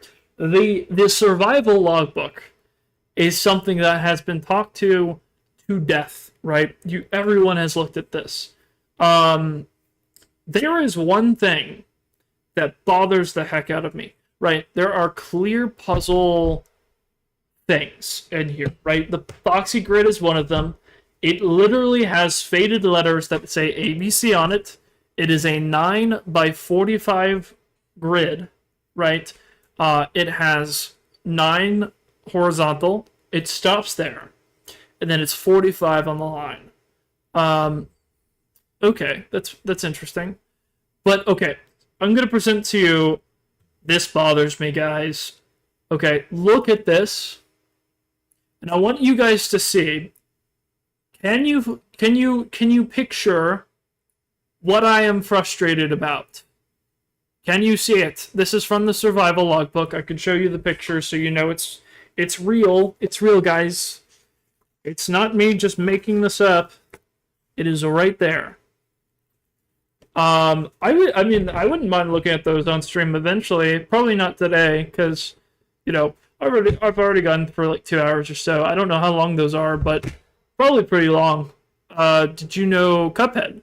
I did. I love Cuphead actually a lot. I really like the Netflix show too. What is it? The 3 seasons they had? They had 3, right? I forgot how many they had. I think it was 3. But yeah, Cuphead was great. Loved that game. Got really far into it. Did not finish completely, because that's a freaking hard game. Legitimately. Really, really difficult. Okay, but there is something here I want to point out. I'll give you times for those 2 videos. How long they are? Okay. So, I'm going to point this out here. Here you have Foxy reading screws, bolts, and hairpins. Right here, right? Okay? You have 5. Separated by the hook. 3 exclamation point. And you have a page number 4, right? It cannot be clearer, right? There is a 5 separated by a 3 and an exclamation mark. This is not a part of the Cassidy puzzle. This does not have my name on it. This is not used to get one of the letters. This is something different, right? And what's interesting about that is, if you look at, let me see if I have that picture. So where is it? Do I have it? Here. Okay, so this one, the one that you get, so if you're unaware of how this works, you look through the book, you find a coupon. On one of the coupons in red letters written by Michael is, for real value, go see page 61. You go to page 61, you see this, right? You see 4, okay, 4 and plus 4, 5 plus 4 is 3, right? On that coupon page is the my name. So this is connected directly to the Cassidy puzzle. This is how you get one of the letters for this, right? Also note that Foxy is reading a magazine here, right? He's in a chair reading a magazine. 5 plus 4, page 3.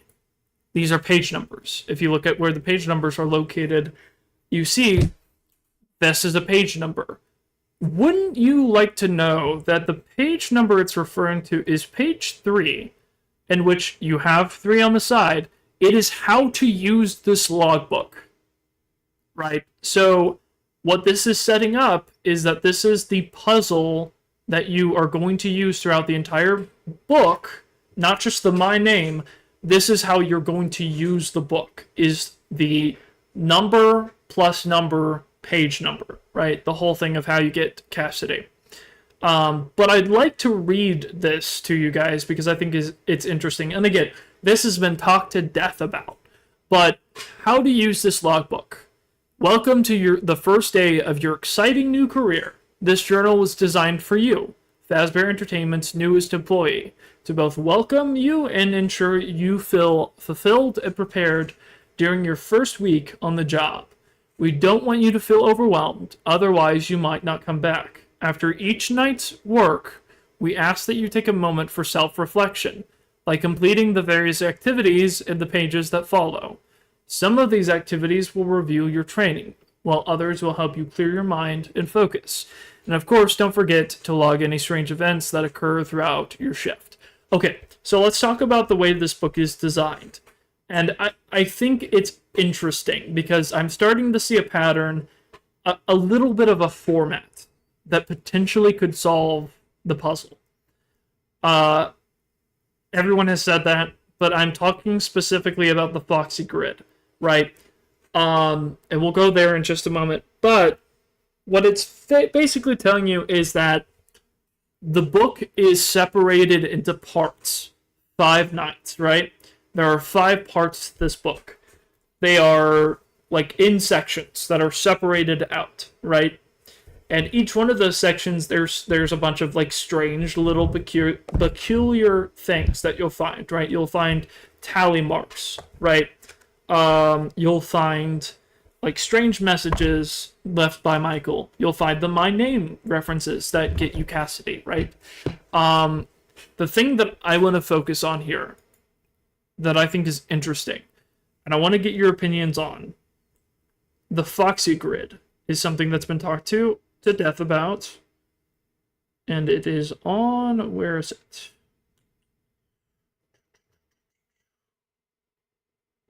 And it's like, I don't know the answer to this, by the way. This is not a solution. I need help. I need help from you guys to figure this out, because this is interesting. An interesting observation, if you will. Because very clearly, page 4 has something to do with this. The 5 separated by the hook, and the 3 and the 4, because it's the same combination of numbers that's on the board. Completion of Pizzaplex before and after is 7 hours. That's, I don't think I'm gonna react to that on stream. That sounds really interesting, but I'm not reacting to that on stream. That's too much, man. That's a little bit too much there. Oh, where is that page? Because it's after this. Or is it before? I want to say I have all the pages.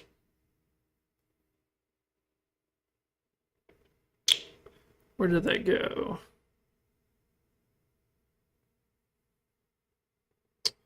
Maybe I don't have that specific one downloaded?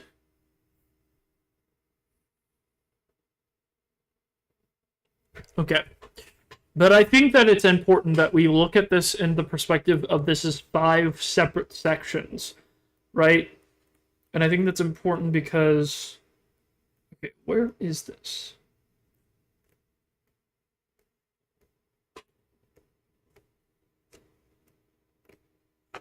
Where did this go?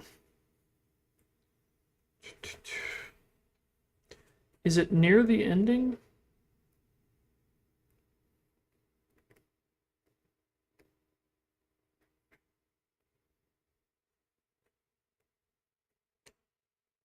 Okay.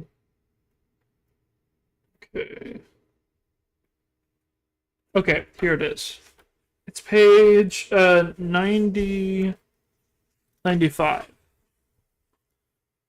I don't think I have it on here, actually, which is kind of frustrating. Don't know why that is. But whatever. Oh, wait. Here it is. Okay. So... Interesting. Hold on. Let me look at this. This isn't very clear, unfortunately. Okay.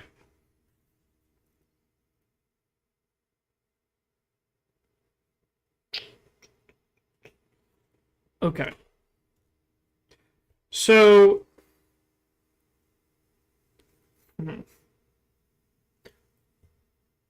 Wait, you forgot the mask? Which part? What mask?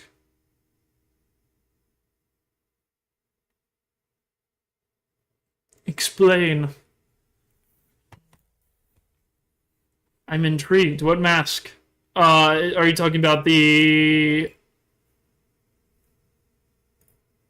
This?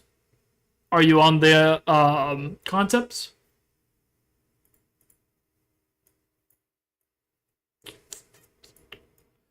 I forgot the mask. What part? Oh yeah, here it is. I did forget about that. I didn't put that completely out.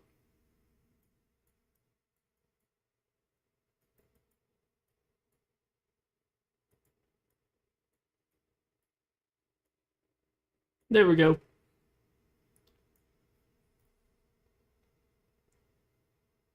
I don't know why that didn't show up though. Well, I guess it was clicked off. Um, does anyone have also have the survival logbook? Because I want to check something.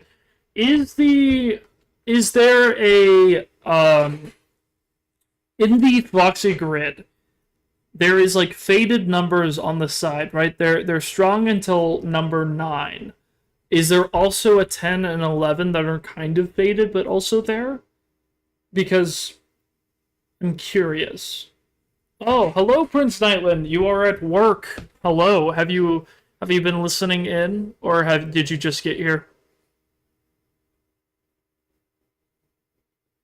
Okay.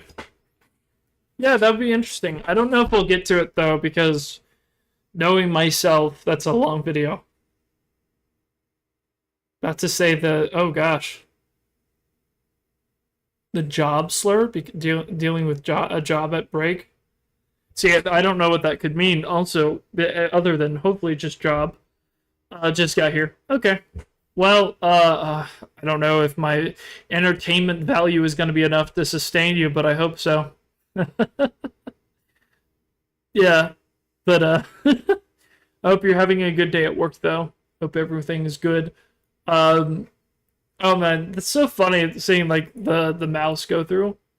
Job is not a slur. It's just a part of life. Take your time, no rush for most videos. Just a joke. Well, I know it's a joke, but it's not. I have a job. I have a job, you know. So I need everyone to respect my job that I have to slave over. I don't know. Oh man, but it's so interesting. This one part, right? That's right here. Because it's so clear that there is something here. Doubt emoji? Are you kidding me? I better have a job, or I have no excuse to be as tired as I am right now. So, I mean, what the heck is my excuse if I don't have a job? Oh, man. But anyways, also, thank you guys. I hope you also, if you have not liked the video, I'm going to continue to, because I noticed that the like counter keeps going up. So I realized that people feel incentivized to go and like the comment, like the video. Go down and like the video, guys. I'm telling you right now. Thank my friend. Is that for... that'll tire anyone out? I mean, yeah, that is true. It literally is. Also, yes, it does work. Literally, yes. Everyone, like the video. Do it. Do it. Do the compulsion. This is great. I think that behind the scenes of the DLC video is a lot shorter than the other one. Okay. Yeah, I'll have to look into that. If you don't like the video, I will find you. Oh no, Prince Nightland will find you. That's so unfortunate. Ugh, I hate being found. Yeah, this is a whole rabbit hole we could go down. I mean, there's just like this one thing here that I'm just like, why? And then you go and you find the coupons. The coupons also have exclamation marks where it's just like, you could so easily read into it. That's what's frustrating about the survival logbook, is there's so much stuff. And gather your remnants. Oh no. Oh no! That's so unfortunate. Nightland's gonna gather all your remnant. That's sus. Oh brother. Okay, I know there's no music. Let's turn on music. Okay. What track should we listen to? What is the right option here?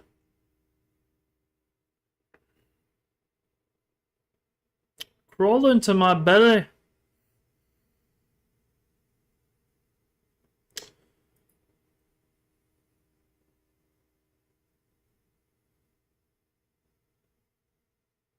Oh, hold on. Billie Jean? Billie Jean is not my lover. Isn't that how it goes? I don't know. I've never actually listened to that song. I just know it's Michael Jackson. Oh, this is a creepy one. Very good. Everyone be creeped out. All together now. Is gonna be good. You need to work on your singing? Excuse you. I have beautiful voice. What even could I sing? Into the pit. No. Jane is not my love. So if you don't remember the name of the behind the scenes, look at your live stream that you're doing now. Okay, fair enough. Okay, what's a good one that we can look at? One, oh.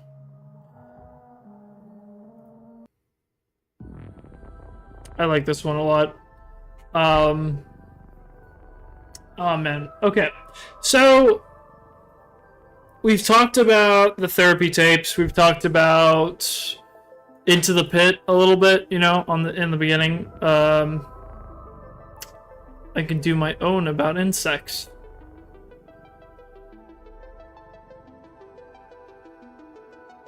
Good. I don't know what that means. I don't understand the context, but that is good. Good. I'm glad. Like the video. Like the video now. Do it. Follow the herd. Anyways. Okay, so what can we talk about now? That's also gonna go on a loop. How can you sit there and eat pizza?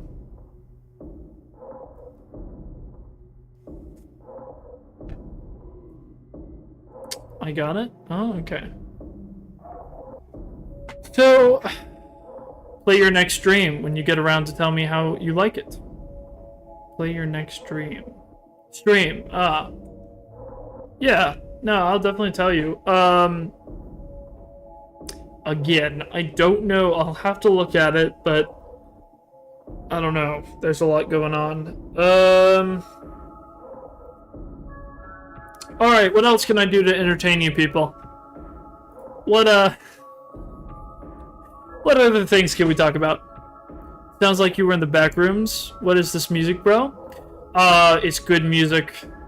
Also, the music for the back rooms is insanely good. So, I'll take that as a compliment. It's not my music, though. It's, the Into the Pit OST. This one is very, creepy. I like it, though. Sounds like we're in the back rooms. That is where we are, though. That's where I am. Yeah.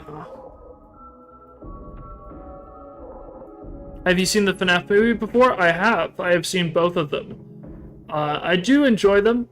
Definitely the second one I really liked as, like, in a weird way. Like, I knew that it was... I sub. Very good. Thank you, Daniel. Appreciate it. That's good. That's very good. Everyone here, subscribe. Do it. Do it. Yeah, so... Very nice. Does anyone know how to get the Stitch Wraith Easter egg Into the Pit? Because I was trying to activate it yesterday, and all of the methods I was using weren't really working. I was a little bit confusion, unfortunately. So I was trying to figure that out. Okay, let's see. Everyone subscribe. Then he gets better streams. Yes, indeed. Have you seen any other movies besides the FNAF one? I mean... That is a pretty funny question, I will admit. I have seen other movies besides the FNAF ones. In the same way that I have read the FNAF books, but I have also read other books. Oh, man. What is your favorite movie? Have you seen any other movies besides the FNAF movie? That was genuinely funny. I liked that a lot. That was probably a legitimate question, but it was phrased very funny. Yes. I watched Marvel, obviously. And Star Wars. Like everyone else. Like every other well-adjusted human being. No, I mean, I watch a lot of other movies, yeah. I haven't, like, gotten into anything, like... I think the last movie that I went to go see in theaters was Undertone, which was really good. I really liked that movie a lot. It was very scary. Or at least very eerie. It wasn't scary, it just had that very, like, eerie, creepy vibe, and the ending was very uncomfy. It was very uncomfortable. Did not like it. But in a good way, you know. What is your favorite? I've seen the Sonic movies. Can't wait until the fourth one comes out. I've seen the Sonic movies. Funny enough, I haven't seen the third one, which I know is an abomination. But I also haven't seen the second Mario Galaxy movie, so that's also an abomination. I don't know what to tell you. But yeah, my favorite movie ever, what would it be? I would say that my favorite movie of all time probably is, I would say, Spider-Man Across the Spider-Verse, I would say. That one just stands out so much as, like, one of those movies that I just remember watching over and over and over again. Into the Spider-Verse specifically, too, also is, like, just one of those big standout. The animation is just so gorgeous, my gosh. Yeah, so love those movies. Yeah. I know that's kind of generic, but I have to say, got a sweet spot for animation. Okay. So do you think we play a game, or... Because we've been going for 2 hours, 20 minutes. This is my favorite games and video. Yeah. I won't spoil the third movie, but let's just say it's following Sonic Adventure 2. Okay. So, don't hurt me. No, don't hurt me, okay? I've never actually played a Sonic game. Ever. Like, okay, so once I tried, and I was terrible at it, but I have never actually dedicated time to playing a Sonic game. In the same way that I haven't really, like, spent a lot of time playing, like, Mario games, except for my, one of my family members has a Game Boy that I played, Mario Adventure. Not Mario Adventure, but Mario World on. That was really fun. And then, I remember playing, like, Mario Odyssey at the store anytime I'd go, and they'd have, like, a showcase of it, and that being really fun. But we didn't have consoles whenever I was, like, a kid growing up. We didn't really, besides, like, the PS2, and I had that for, like, a very short amount of time. It wasn't, like, a whole lot, so I played mostly, like Lego Star Wars games. So I do have, like, the Lego Star Wars Skywalker Saga that I've been meaning to play for a while, but I haven't gotten around to it. Yeah, so that's a bit of a tangent, but there you go. Yeah. All right.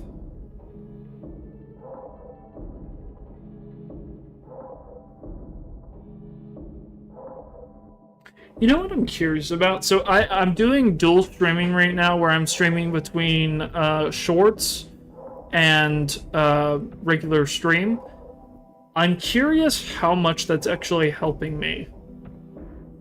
Because this has been, like, a really good stream as far as, like, viewership goes, and obviously I don't really care that much about, like, how many people are here all the time, but I do care about interactions and interactivity between chat, between everybody, because that's really where the magic happens of having a good stream, right? You being able to interact with people, just have a good time that way, you know? So I don't really care that much, but I am curious. Did you see the next character at the end of the Sonic movies? No, I saw those. I did. I know roughly what Sonic 3 is, right? Like, I watched some, like, breakdown videos and stuff. So, like, I'm roughly familiar with it, but just not like fully.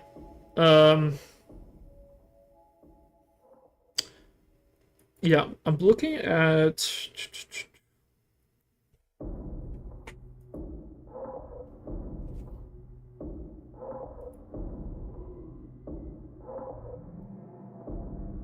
Alright, let me see.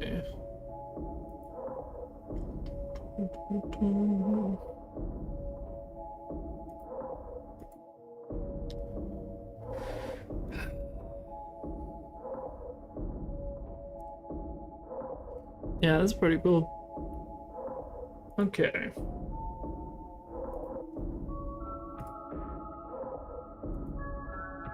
Dude, I'm just kind of vibing out to this music, man. It kind of goes hard, not gonna lie. I'm having a hard time, Okay. Let me go check something real quick, because I'm curious.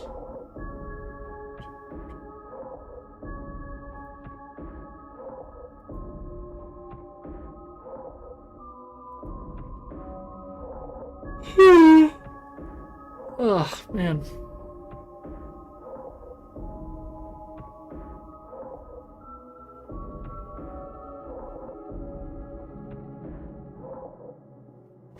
Okay.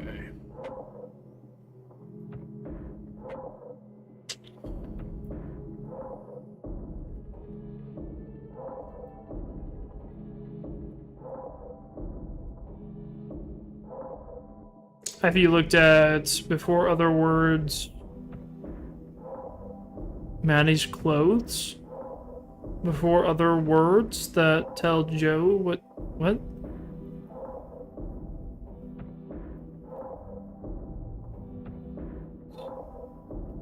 I don't understand. I'm not big enough of a Sonic fan, I think, to get it. What's your favorite piece of the FNAF lore? Oh boy.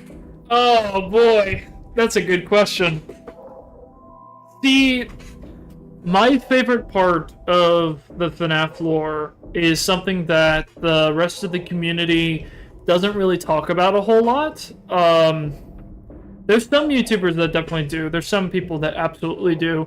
And it is integral to a lot of, like, a couple theories, but I would say one of my favorite concepts from FNAF is probably what I like to call the void. It's a little bit of a complicated theory because it requires a little bit of setup, right? And understanding how the FNAF world works. But, okay, so to give you some background, the reason I call it the void is because of the scene from the end of Ultimate Custom Night, the one that shows Fredbear glitching out right once you complete UCN, right?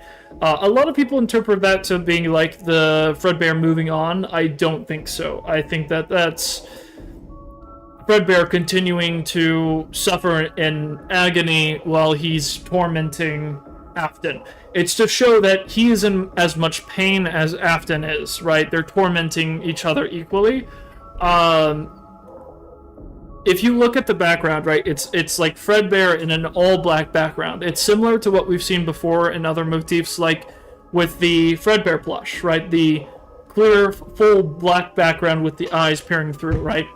And normally that wouldn't be anything to really write home about, right? Until you read Fazbear Frights, the story, right?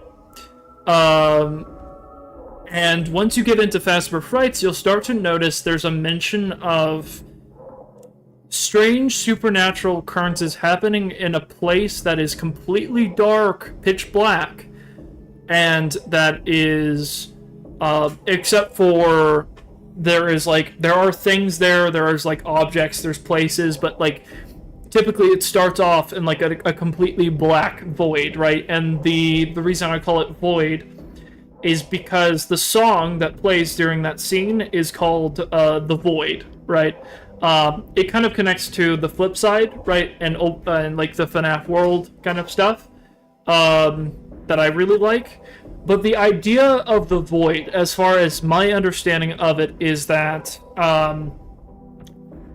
reality in the FNAF world is based on what I believe to be a collective consciousness.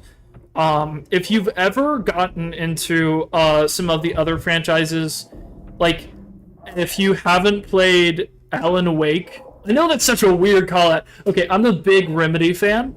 If you are familiar with Alan Wake, you might be familiar with some of the things that I'm starting to say, or you're just completely lost, and I'll try to explain a little bit more. But basically, the Void is a place that exists in between reality, right? It is what dictates reality, and it is based on the ideas of memory, right? So that's like one of my favorite concepts, is the idea that there is like a dimension that is like not necessarily separated from our reality, but it's kind of like the Upside Down in a weird way, right? From Stranger Things, it's kind of like that, except that it's not like a portal to a different world. It is what makes up our world. It's what dictates it, and it's like a neural network of memory that is accessed through remnant, right? Through emotions. Whenever residual energy is left behind through remnant, that's what remnant is. It's emotion, it's residual energy. It connects those experiences that you've experienced, like whenever you experience something traumatic or something good and positive, you produce emotions. Those emotions are physicalized, like they're real. They're ethereal energy that like goes and disperses out and basically will bond to something. Like, if there's something nearby that's like an object that's symbolically representative of what's happening, like say a doll or like a Fredbear plush or something like that, then it will bond to that object, you know, filling it with the memory of what's happened, because it's connecting the emotion with the memory from that experience, basically marking it forever. Interesting. But I know it's confusing, I know it's weird, but if you look at Fazbear Frights, it heavily supports the idea, because there's several times, because we know that the supernatural is connected to electronics and the electrical world, electrical signals, right? We know that it's connected to dreams, right? It's connected to the subconscious. Because that's how oftentimes these entities are able to speak to people or to mess with them, is through their dreams, right? They'll sleep and then they'll end up on the other side. So the idea is that like when you have a dream, it's effectively like you're going to a different dimension, right? There is an interesting part in the first FNAF movie, right? And that's like all basically described there with dream theory, right? The idea that you can go into, that every memory that you've experienced is not just something that's happened, it's something that's stored inside of you or inside of your soul, right? Your soul is connected to memory, right? And so through all of that, the idea is that you can go into those memories and you can look at them and you can see and potentially even change them. You can't technically change what's happened, but you can change what you imagine and what you physicalize in reality to be, and that will affect other people's memories of what's happened, right? That's possible, right? We see that with Into the Pit. We see that with a lot of other things too.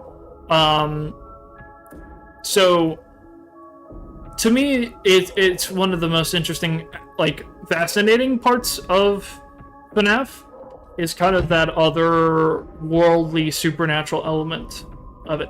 I know that was a really weird tangent for that, but I really love that concept a lot. I have here something that's called The Void, and I kind of mentioned some things, but it's not really in depth, and I really need to go more in depth with it. Like, I have it connected to the soul, but these are so bare bones. I really want to go through the books and like connect where I'm getting all this stuff from, right? Like, what are you talking about? What is all this stuff? And it's like, I promise you, it's not coming out of my butt. I've actually have some points of evidence for it. But yeah. So that's pretty interesting. Anyways, don't forget to like the video, guys. No, it's crazy. I love the fact that we have like 6 likes on here. That's, I think, more than the other streams, actually. Let me look. Let me see.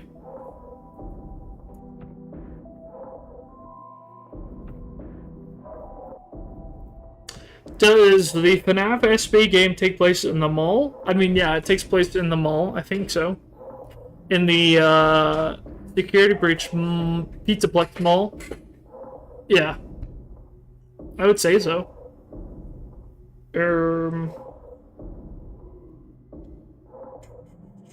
I was gonna do something, and then I forgot what it was. This is horrible. I can't believe it.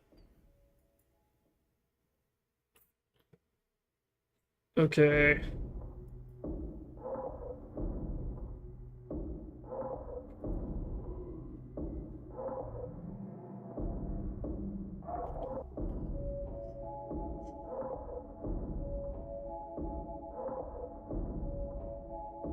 Okay. Alright. Well, here's the deal, guys. It's been almost 3 hours. We're at 2 hours and 30 minutes we've been going for, just yapping, talking. My voice is starting to get a little strained. It's starting to get a little tired.